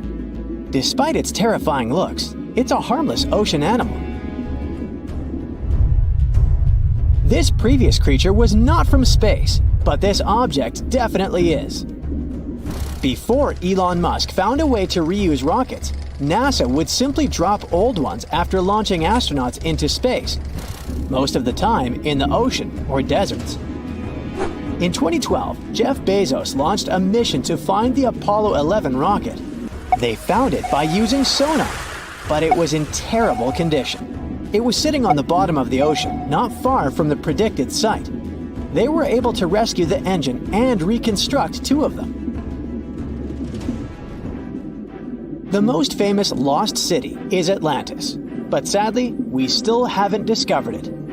However, Heraklion was also just a myth until one British pilot saw something that looked like a city while flying over the Mediterranean Sea.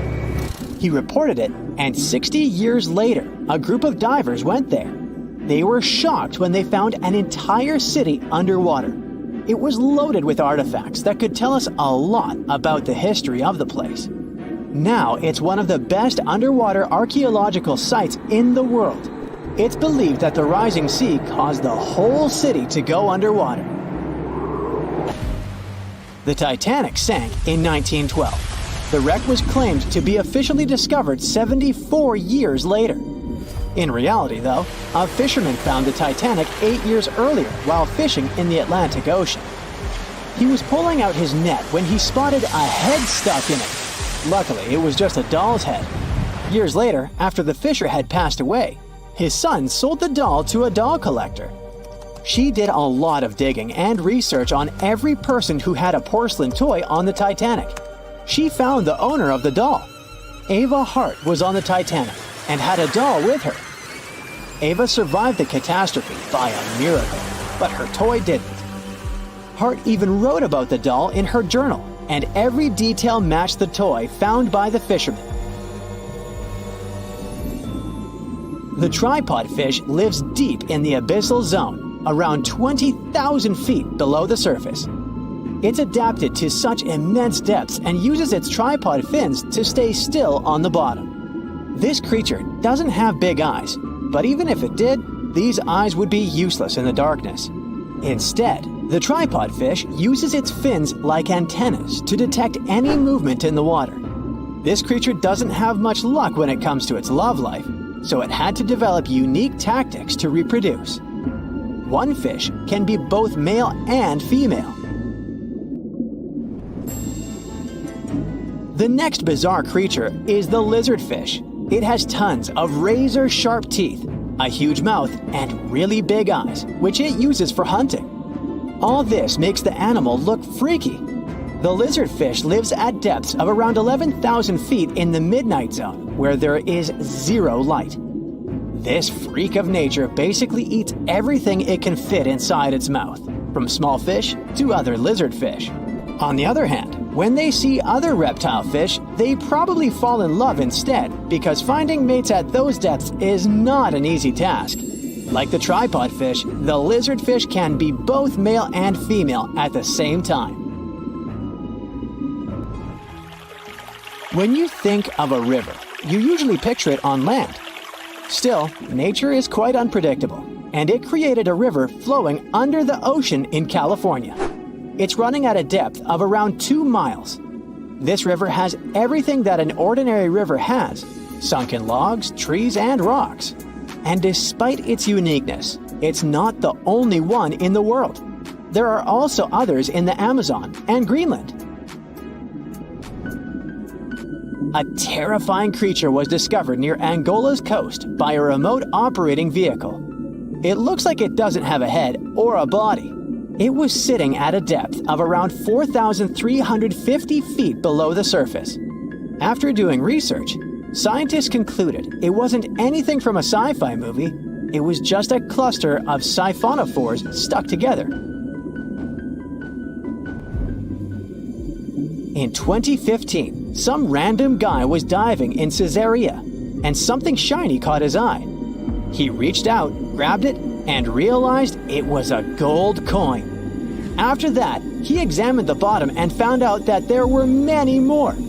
He reported the incident to the local authorities, and they concluded that he had found Arabic treasure. The coins were made of solid 24-karat gold and were a few thousand years old, but due to the perfect salinity and temperature, they looked brand new.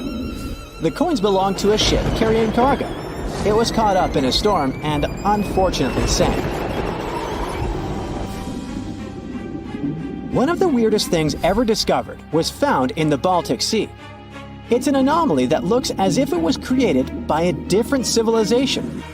It was discovered by Swedish researchers, and they basically had no idea what it was. They had to ask tons of other scientists for their opinions. When you look at this formation from above, it's 200 feet long and looks exactly like a fallen spaceship. It's hard to believe that it's a natural formation. But, spoiler alert, it's totally made by nature because the Baltic Sea has gone through many erosions throughout history. Most likely, the bizarre formation is the result of these processes. A group of divers in Madagascar were shocked when they found this 7-foot monstrosity of a knife on the seafloor. The speculation started immediately, and many said that the knife was from some giants that had fought megalodons and lived on Earth thousands and thousands of years ago. That could make a nice story, but the knife is most likely a movie prop that was lost at sea. One of the ocean's most bizarre animals is the frilled shark. It's believed that this fish is the reason for all those sea serpent stories that sea explorers of the past wrote about. These animals live pretty deep in the ocean, but sometimes they can be seen in shallow waters. It's super rare, but possible. The frilled shark has a big mouth sporting around 300 teeth. It also has a long body that looks like a lizard's, and it is truly a unique species of shark.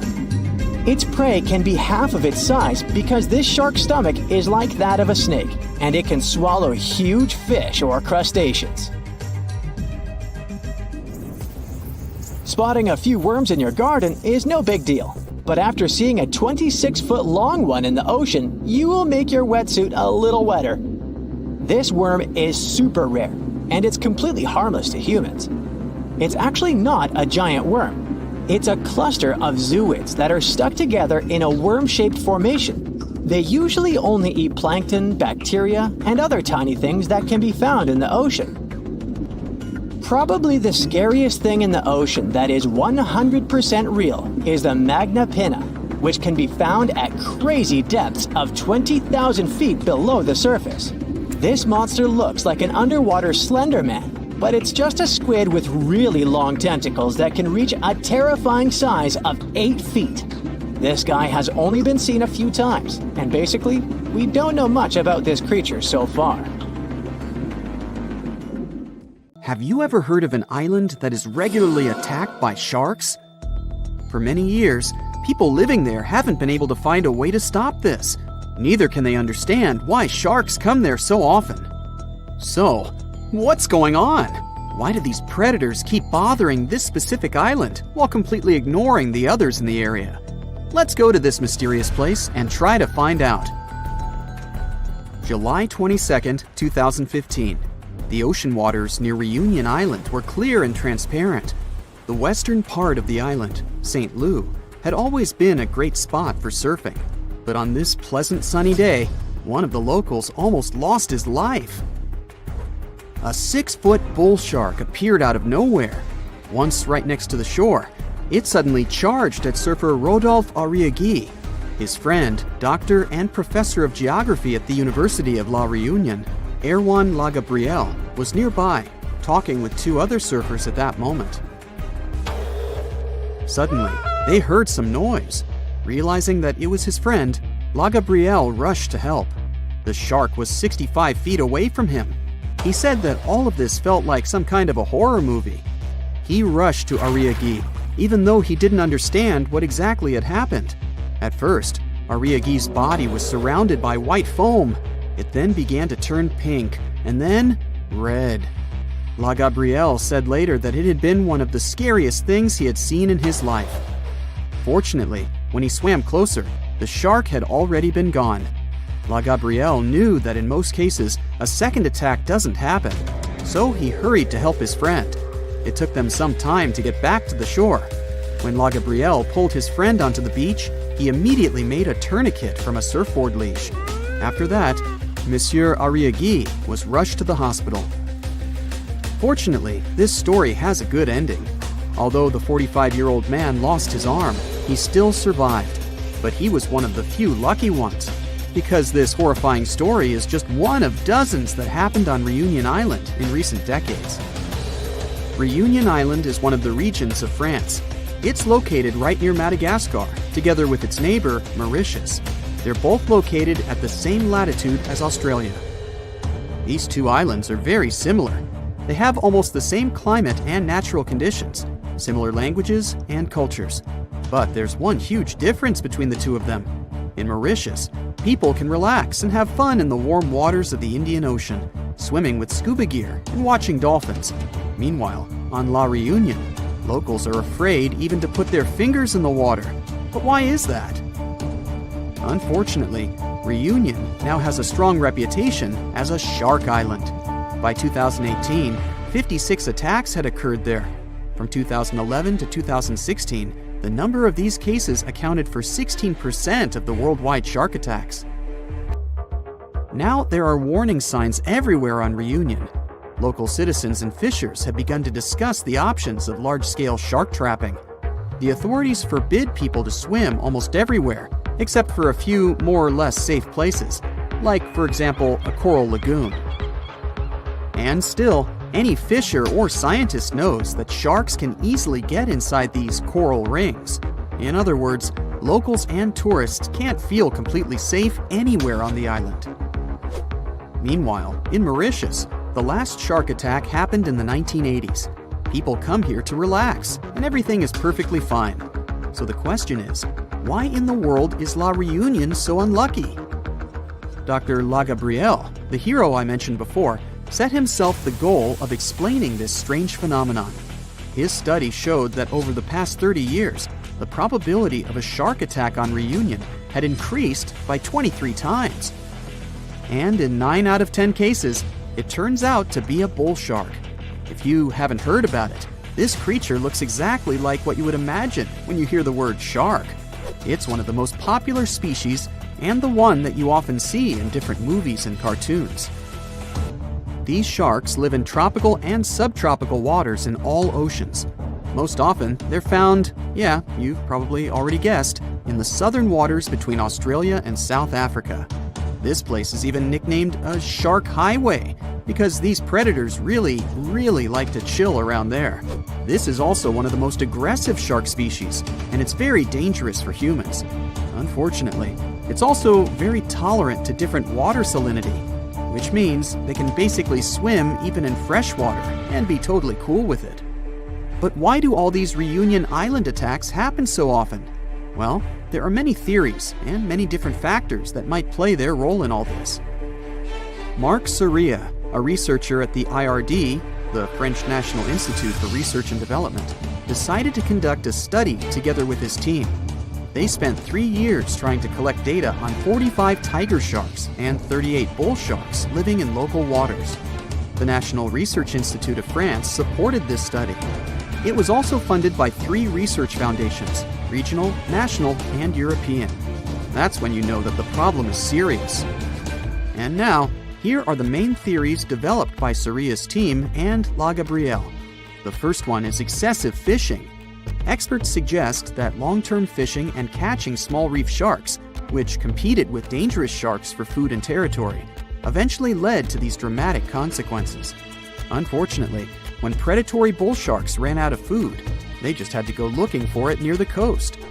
For bull sharks, surfers on Réunion look like sick, weakened fish, and therefore an easy meal. Also, while in Mauritius, surfers tend to hang out near sandy beaches. On Réunion, they choose places where waves break at coral reefs. But this is exactly where the sharks choose to search for food. So, yeah. The second possible reason is muddy waters. Bull sharks like such conditions very much, and although there are no natural places like these on Réunion, the reason could be the construction of urban areas. Muddy freshwater gets into bays from cities. This water attracts sharks, and this is where the attacks take place most often. But then we can ask again, why not Mauritius? Urbanization is also in full swing there after all. There are many places in Mauritius where sewage waters flow into the ocean. Well, then we can conclude that this is not the only factor. There have to be others.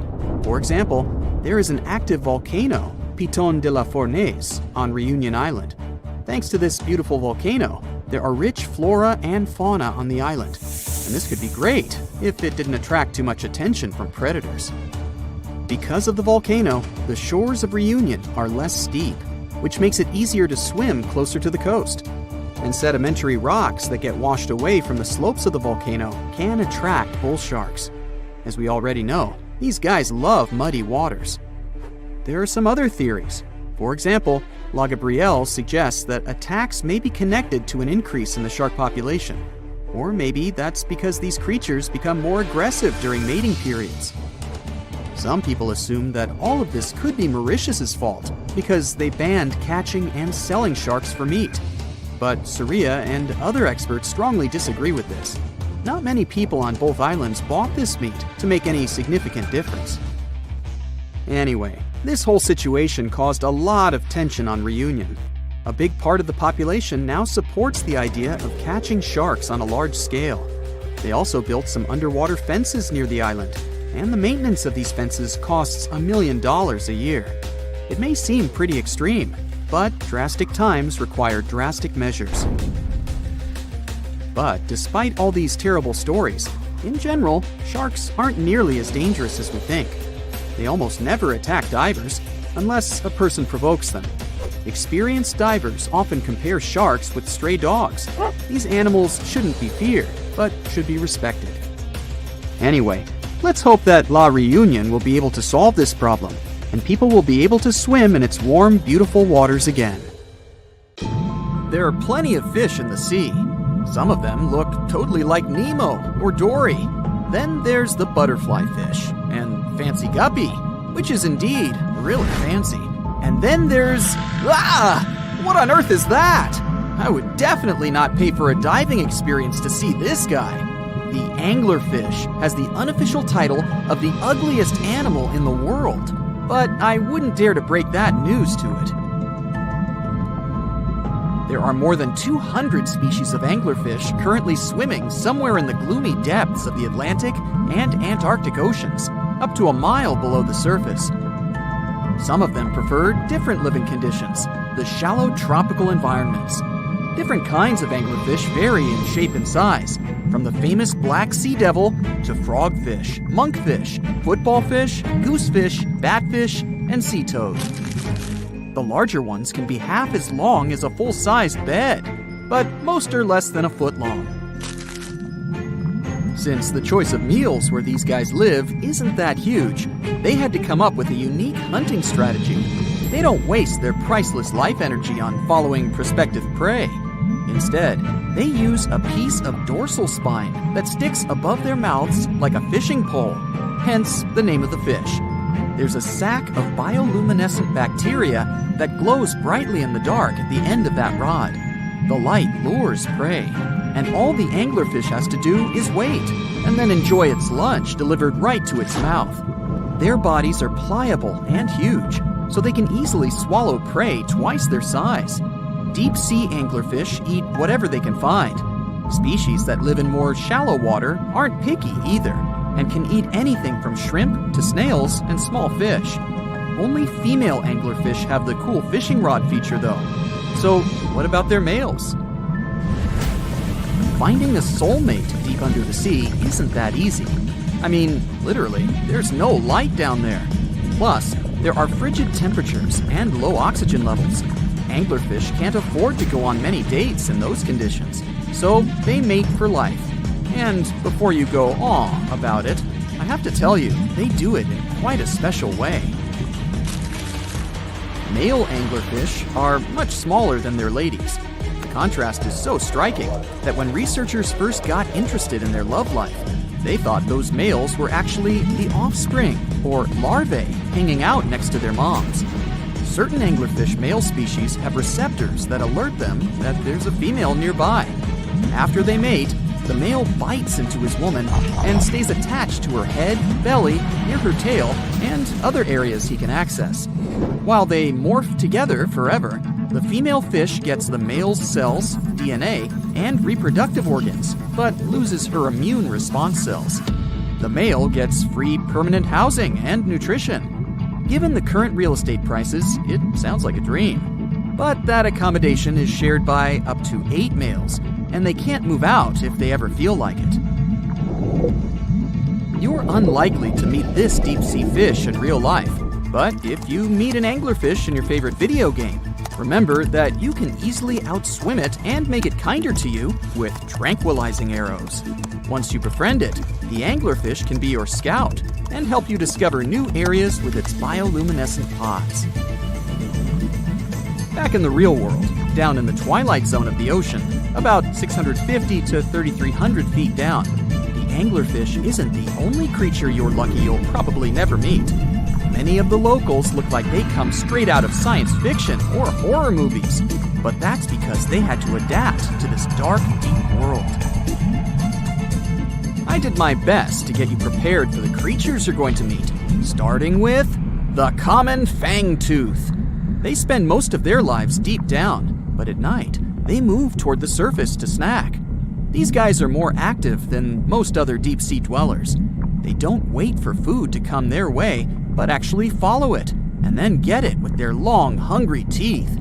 They don't have a built-in light bulb like the anglerfish, so they've developed a great sense of smell and use as much sunlight as they can get there in the depth to get around. Sometimes, even the shadow of a passing by prospective prey is enough for them to switch to action mode. And though they don't look too charming, They're completely harmless to humans if you ever run into one of these guys. Stoplight Loosejaw sounds like a great name for an alternative band, but it's actually another deep-sea resident with sneaky hunting habits. It has special light-producing photophores under each eye. They emit green and red light like a stoplight, hence the name of the fish. Unlike other fish, these guys hardly ever leave the twilight and midnight zones. Their lower jaw is a quarter of the total body length, and the stoplight keeps it open all the time, hoping to get some lunch. It looks like a ferocious predator, but mostly prefers zooplankton, with an occasional dessert of shrimp, krill, and fish. I'm sure you didn't expect to meet a hybrid of an eel and a bird, but here it is! The slender snipe eel has a beak, much like that of a bird, with curving tips. The beak is equipped with tiny hooked teeth that the eels use to catch the antennae of delicious shrimp. And it sure is slender, stretching up to 5 feet and weighing only a few ounces. Scientists don't know all of this guy's secrets, since it's pretty tricky to study in their natural habitat. But it looks like they only produce offspring once in a lifetime, and then pass away. Glass squids like to take it easy in life and literally go with the flow. They're filled with a solution which is lighter than water, so they don't have to make any effort to move around the deep sea looking for food and partners. These creatures are transparent, so they blend into any landscape and don't even cast a shadow while moving. Talk about a great survival tactic. If danger finds it anyway, it can transform into a lumpy ball, pushing its head and tentacles into its mantle cavity. It can also release ink into the mantle and go from transparent to black. The same ink can protect it against hungry whales and seabirds. Another tactic they use to scare off predators is to activate their light-emitting organs around their eyes. I'm getting hungry. Maybe I can snack on this sea cucumber. Ouch, it's moving! So I guess it doesn't belong in a salad after all. These soft-bodied fellows live in all parts of the ocean, from shallow waters to the deep underwater world. Most of them slowly move around with their tiny feet, but some crawl around by flexing their bodies. Sea cucumbers can shed their internal organs when there's a predator approaching. Those sticky organs distract the intruder, and the happy cucumber moves on and just grows the organs back. What's that glistening in the distance? Looks like someone dropped gems in the water. That's a sea sapphire, also known as the most beautiful animal you've never seen. Some males of this type of copepod can change color from deep blue to purple, red, or gold. 1 second later, it's gone. And it's back, shimmering bright. The secret to this magic is that their bodies are transparent and reflect light differently at certain angles. It looks like it's their way of communicating between each other and attracting mates. Female sea sapphires don't have the same superpower, but their eyes are bigger compared to males, probably to spot them from a distance. Males roam wild and free, and their ladies stay in the crystal palaces of strange barrel-shaped jellies called salps. It looks like a prehistoric creature that came from the time of dinosaurs. This scary beast is called the basking shark. It can grow up to 39 feet. People have only reported 3 of them in the past 160 years. The last sighting was in 2015, and before that, about 80 years ago. These sharks sometimes rise to the surface to filter out small animals, such as shrimps and other small crustaceans, when they want to have a nice, tasty seafood dinner. But when there isn't enough grub at the surface, they go down to the depths of almost 3,300 feet, where they tend to stay for months, which is something researchers discovered using satellite tags. Tag, you're it! Now, basking sharks like to spend their time in more temperate waters, but they can migrate long distances. They live across the globe, but in warm tropical or subtropical areas, they won't go near the surface because they're not fans of high temperatures. The lion's mane jellyfish is not that rare, but it's fascinating how large it is. It's the biggest among jellyfish species and the longest animal. Its total length can reach 120 feet. That's approximately 23 feet more than the longest blue whale scientists know about.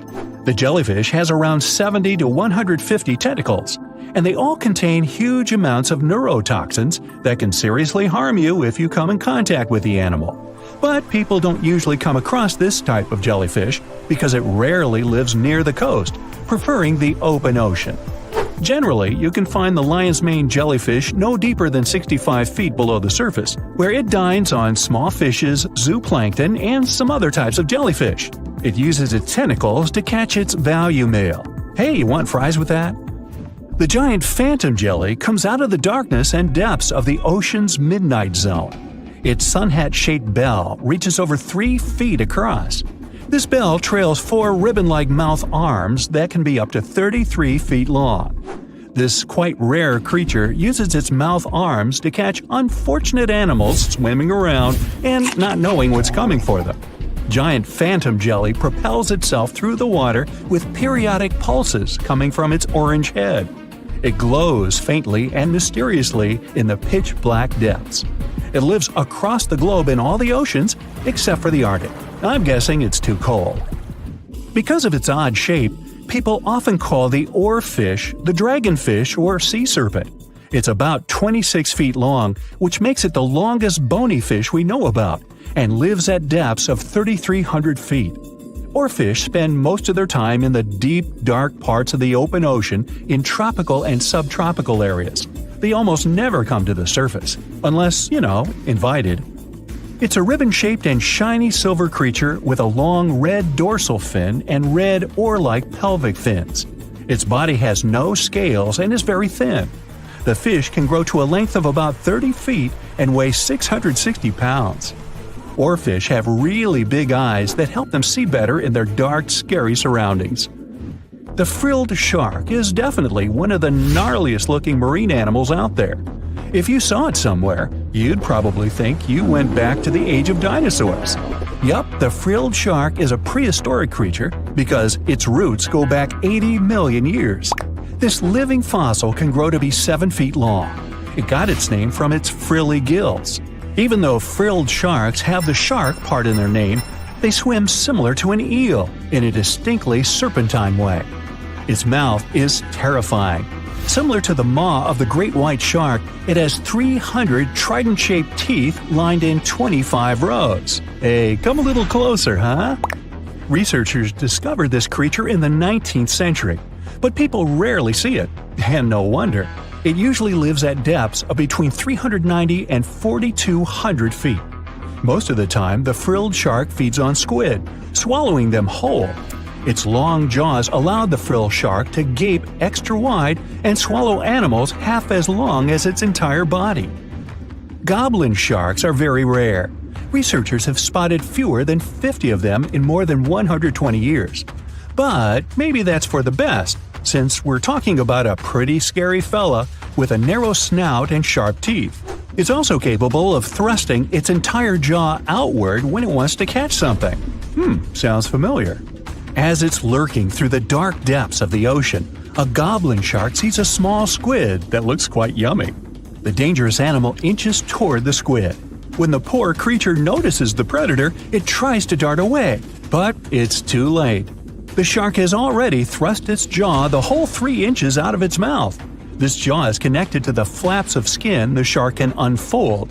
This helps a lot because the goblin shark is a sluggish animal, so it's pretty hard for it to chase its food. After finishing its lunch, the goblin shark puts its jaw back in its mouth and swims away as if nothing's happened. Goblin sharks mostly live at the bottom of the ocean. Like many other shark species, they prefer swimming alone. Here's a silver-colored creature with very rough skin. That's the ocean sunfish, with a total length of almost 11 feet. Its other name is mola. The ocean sunfish is the heaviest of all bony fish out there. People sometimes call it a swimming head because of its bizarre appearance. These creatures have such a weird shape because they're born with a back fin that never actually grows. It just folds into itself as the animal matures and creates a rounded rudder. The sunfish is a bit clumsy. It moves with the help of its mighty fins that allow the animal to swim on its side. This marine inhabitant is a solitary creature. It mostly feeds on zooplankton and jellyfish. The spotted wobbegong is one of the world's rarest sharks. It grows to be more than 10 feet long. It may not look as terrifying as some of its shark relatives, but it's pretty good at catching unsuspecting animals swimming past, mostly during the night. The animal has a spiracle, which is why it can breathe while staying still at the bottom of the ocean. It's motionless most of the time, which is why you can barely notice it. Its flat body and large pelvic and pectoral fins blend in with the underwater terrain. That's why they're so good at hiding. This ability helps when these sharks want to protect themselves too. Wobbegong means carpet shark. They usually live close to the ocean floor in coral reefs, on sandy bottoms, and under piers. People have even spotted the shark in the water that is barely deep enough to cover its flattened body. Now, blobfish lack teeth and bones, so they can't actively hunt. Since they don't have much muscle mass, they can barely move around. Hey, I had a roommate like that once. They get their energy from animals they scoop up from the seafloor. They also know how to conserve this energy. That's how it usually goes with deep-sea creatures. They don't have as much food as those animals that swim closer to the surface. Instead, they have special body mechanisms that allow them to save energy for the times when they don't have much to eat. Pressure at the depths where the blobfish lives is 120 times as high as that at the surface. That's why the bizarre creature looks like a weird gelatinous mass only when you bring it up to the surface. The pressure here is not strong enough to keep its body together. Hey, breaking up is hard to do. The white margin stargazer could compete with the blobfish for the title of the ugliest animal in the sea, don't you think? Now, this animal has eyes on the top of its head, together with an upward-facing mouth which the creature uses to hide itself in the sand. That's where it spends most of its time, with only its eyes protruding from the sand. It chills this way until some small animal passes by. It can lunge at its target incredibly quickly, literally within milliseconds. This creates a vacuum in the water that pulls in a crab, fish, or some other small, unfortunate animal. Another tactic involves venom. This fish has a venomous spine in its shoulder blade that helps with catching other animals and defending itself against enemies. Even though it's not related to the electric eel, the white margin stargazer can generate an electric shock as powerful as 50 volts. Ow! The Megalodon was the biggest shark to ever live. Not only that, it's one of the biggest fish and the largest predator in Earth's history. They've been known to reach lengths of up to a whopping 70 feet. That's over 3 times longer than the biggest great white shark on record. The females have also been found to be around twice the size of the males. The Megalodon could swallow a small car without it even touching its teeth, if cars had been around then. Its teeth could grow to over 7 inches long. It looks like we're going to need a bigger boat, and best make it steel-plated, as this shark can easily gnaw its way through ships.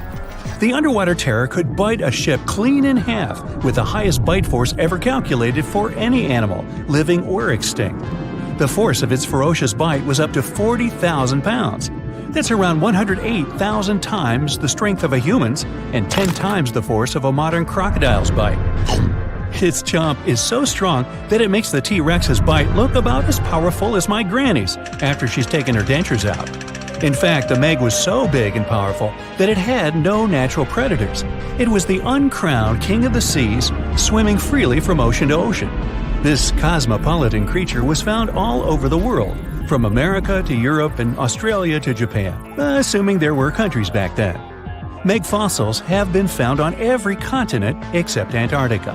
Everybody skips Antarctica. Science tells us that the Megalodon went extinct over 3.6 million years ago. But could they still be alive at the deepest depths of the ocean? Only around 80% of the ocean has been explored, and its deepest point, the Mariana Trench, is over 7 miles down. So who knows what's lurking at the bottom? If you did manage to make it down, it is unlikely that you'll run into a Meg, though. The sharks, like us, preferred warmer coastal waters.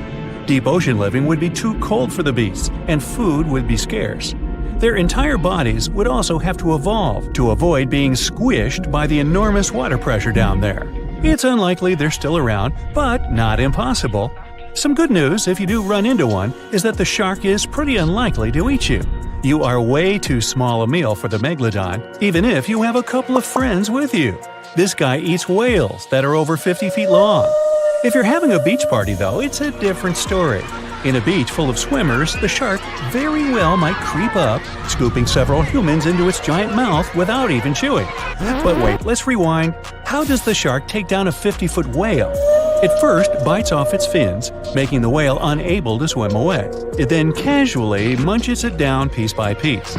Because of their size, sharks had to consume over a ton of food every single day just to sustain themselves, like me.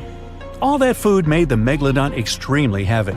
They range from anywhere between 50 to over 100 tons. For context, that's around the same as 7 to 16 adult male African elephants. To fit all this food in, their jaws had to open pretty wide. A Megalodon's jaw could span 9 by 11 feet wide. That's easily big enough to swallow 2 adult humans side by side. The fearsome name Megalodon comes from 2 Greek words, mega meaning big and odont meaning tooth. So combined, they mean what? Big tooth. And it certainly lives up to its name. Just one of its chompers is the same size as a human head. It had 276 humongous teeth in total across 5 terrifying rows. In all of history, only a couple of saber-toothed cats and the T-Rex had consistently bigger teeth. Now that's a showdown I'd like to watch. The Megalodon vanished millions of years ago, leaving only huge teeth to be found by modern archaeologists. They literally disappeared with very few traces left. Scientists believe that over time, sea levels dropped and the ocean temperatures went down rapidly. Over a third of all marine life was wiped out as the oceans cooled, and a number of animals at the bottom of the food chain plummeted. This had a catastrophic effect on the hungry predators at the top. Sorry guys. It became way too cold for these sun-loving sharks too, which made it difficult for them to reproduce since they gave birth in warm waters. The Megalodon is usually described as a sort of giant great white shark, but this is just a common myth. In fact, the ancestors of today's great white existed at the same time as the Meg. But they weren't best buddies, and were even in competition with each other. The great white shark was a better hunter, using its smaller size and agility to snap up the Meg's prey quickly. They were also known to eat Meg pups, who were only half their size. This didn't help the whole extinction thing. Even infant Megalodons were huge, coming in at just under 7 feet. While a great white was no match for an adult Meg in a head-to-head fight, they sure weren't scared of stealing their food. This only left the bigger fish and whales for the Meg, but its food supplies began to run out as the whales swam to the cooler new seas. The whales adapted to prefer the colder temperatures, leaving our friend the Meg behind. The Megalodons either starved or were frozen into extinction by the Ice Age. Rather than a great white, the Megalodon is more like a modern bull shark. It had a short snout, flat lower jaw, and huge pectoral fins to support its massive weight and size. As scary as they are, these sharks were actually caring family guys. Several Megalodon nursery areas have been discovered in Florida, Maryland, and Panama. They gave birth to their young in shallow water environments. We know this from discovering loads of tiny Megalodon teeth found in these areas. Gee, I wonder if they had nannies too. But how come there are so many Megalodon teeth out there for us to analyze? Well, due to their messy, aggressive eating habits, sharks regularly lose their teeth. They lose a set of teeth every 1 to 2 weeks. That's 40,000 teeth in a lifetime. They must rake in a fortune from the tooth fairy. Because of this, their teeth were continuously raining down to the ocean floor. Luckily for us, they're also the hardest part of a shark skeleton, which is why so many teeth have survived and become fossilized. It's fair to say that the first discoveries of the Meg's teeth confused people. Early discoverers thought the Meg's teeth were petrified tongues of ancient serpent creatures. They even used to call them tongue stones. It's also a common myth that the Megalodon was around at the same time as the dinosaurs, although this would have been pretty cool. The dinosaurs were wiped out around 66 million years ago, but the Megalodons came much later. The oldest Meg fossil is only around 23 million years old, but it's tricky to pinpoint the exact date. After all, calendars weren't invented yet. They became extinct way before humans even evolved. The earliest Homo sapiens, which is a fancy name for the first humans, emerged about 2.5 million years ago. But what if the Megalodon shark didn't go extinct? Whale populations have dropped drastically since these guys were last around, so there'd be way fewer whales for them to chomp down on. Whales have also gotten a lot smarter and learned new defensive moves, making them way harder to take down. It's estimated that they ate around 12 tons of food each day. If they were still around and eating that much, they'd be forced to eat smaller fish, and there'd be barely enough big fish for us humans to survive on. The naughty megalodons would also be able to track fishing boats and steal the fish that they worked hard to collect. It's safe to say we'd see a lot less fish in the aisles of your neighborhood supermarket. As our ocean temperatures are heating up again, the sharks would also thrive and reproduce faster than ever. There'd be more and more of these giant eating machines in the water, reducing our fish supply even more. It would also cause massive problems for cargo ships and cruising vessels. Imagine coming into contact with one of these bad boys while you're sunbathing on the deck. Even beachgoers would be hard hit. Megalodons give birth in shallow waters, so many of our favorite beaches would quickly become dangerous shark nursing grounds. Hey, where did that beach volleyball game go? They were playing just